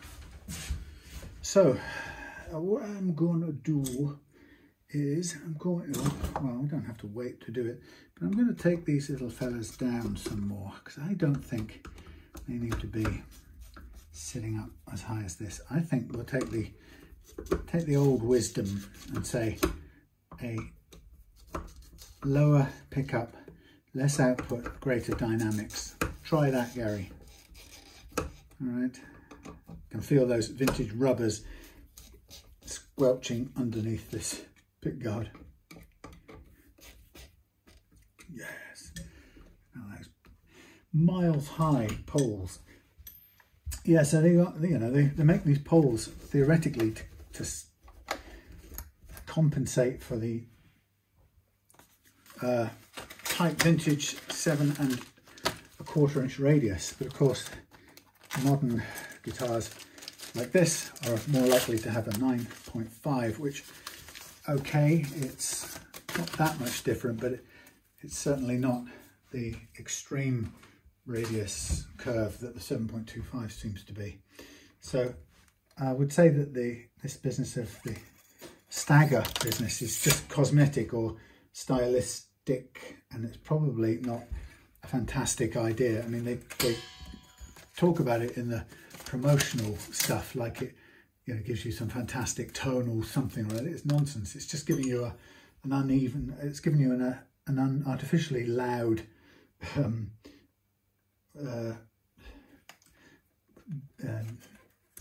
D and G, because they're going to be right close to it, and it's giving you slightly louder B and E than the lower E and where am I going? Oh, come on, sunshine. What's happened to me? 1 1/4, right. Wait a minute. What's going on? Wait a minute. 1 4, 2 and 5. This isn't 5. What have they done? There's 5. 5 and 2. Okay, maybe they haven't done anything wrong. Maybe it's just me. blame them, blame them. Okay. See, this pairing business confuses me. I can't work that stuff out. Oh, wasn't there a, blimey, that little fandango going on online about this Jimi Hendrix Strat thing. Speaking of Jimi Hendrix, well, apparently the social media marketer who was promoting this Strat that Paul Davids went to see, and then other people said, I'm not sure that's the actual Strat. Hendrix played in Monterey, and then quite naturally the promoter of it has come back and snapped at everyone saying, not only are we totally confident of the provenance, etc., all the people casting doubt on it are clearly sort of sad wannabes trying to advance their social media standing by talking about it, which I think is a somewhat disgraceful attack or statement, really. It sounded really bitchy, unbecoming for somebody, you know, who wants to be taken seriously on the issue. It sounded very snappy.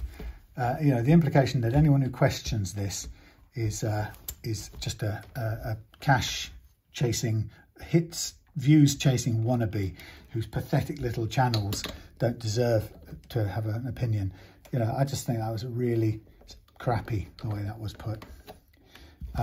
Anyway, and apparently, so somebody else reported that some of the people, some of the channels who the marketer of this guitar took offence to, he sent his lawyers after them, or sent them nasty notices or whatever, I don't know.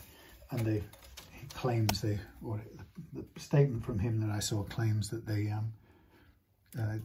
forced them to take them down on a, having seen sight of the solicitors' desist and die letters or whatever they say.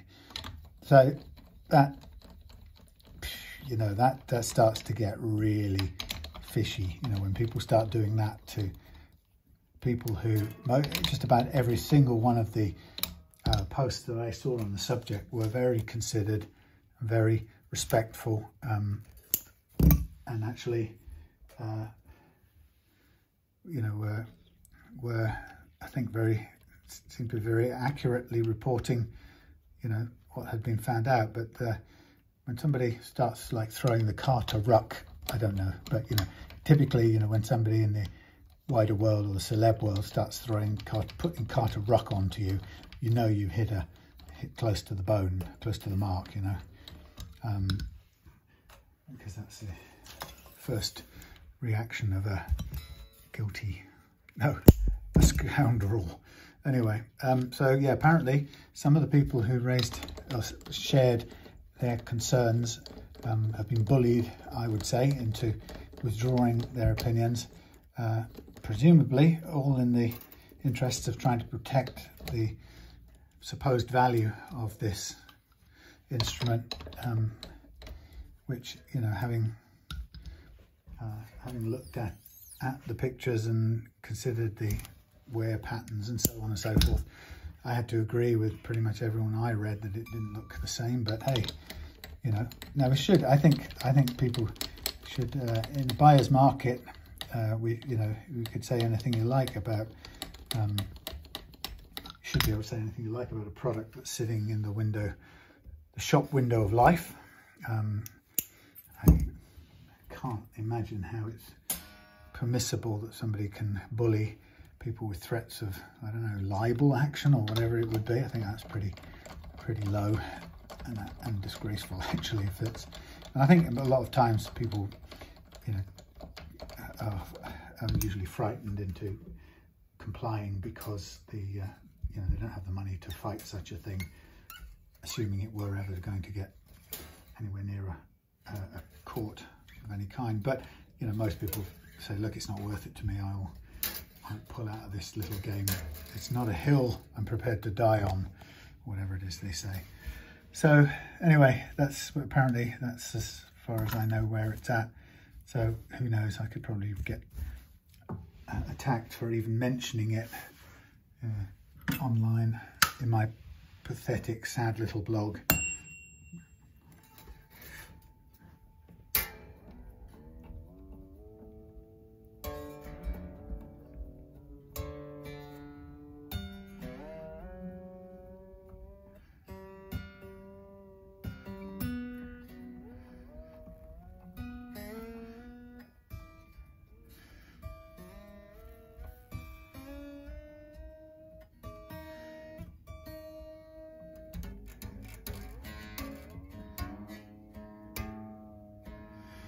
And nowhere in playing a very bad version of Star Strangled Banner at the beginning of this, in no way was I claiming this was in fact the Stratocaster that Hendrix didn't play at Monterey with. I'm not claiming that at all. You can pay Gary whatever you think the going price for this unique instrument is.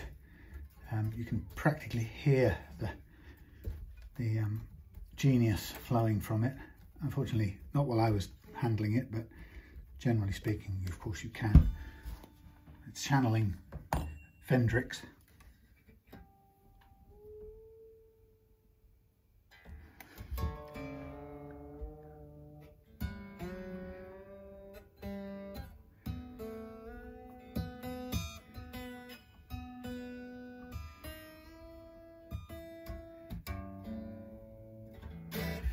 Here we are.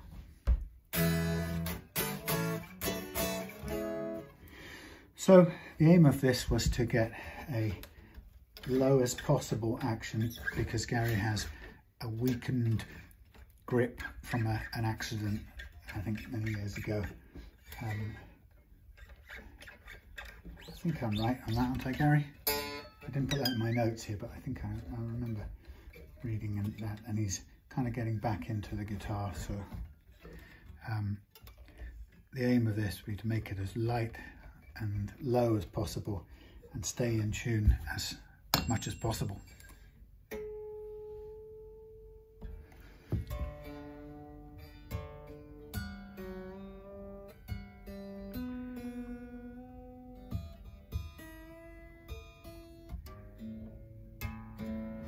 So stretching out the slack there. Now the last thing I'm going to do on camera before I finish for today is I'm going to check the intonation and set the intonation, and I'm going to do that courtesy of, I've just put it there, courtesy of the tuner. How can you see? Yes, you can see that. So thingy on, treble on.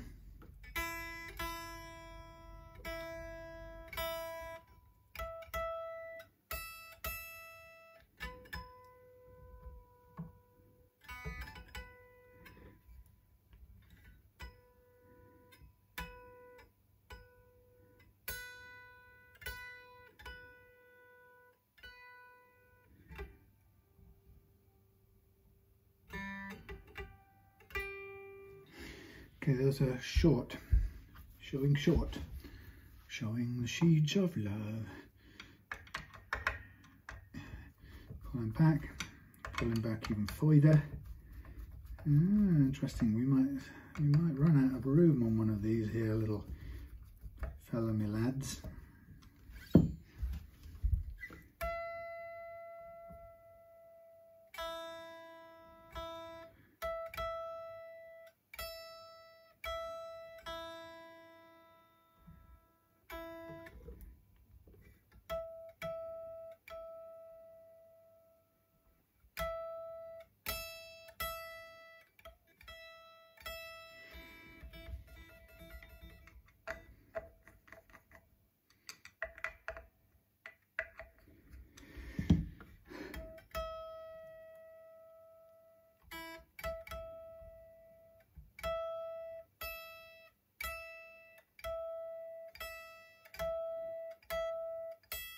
Interesting, this one.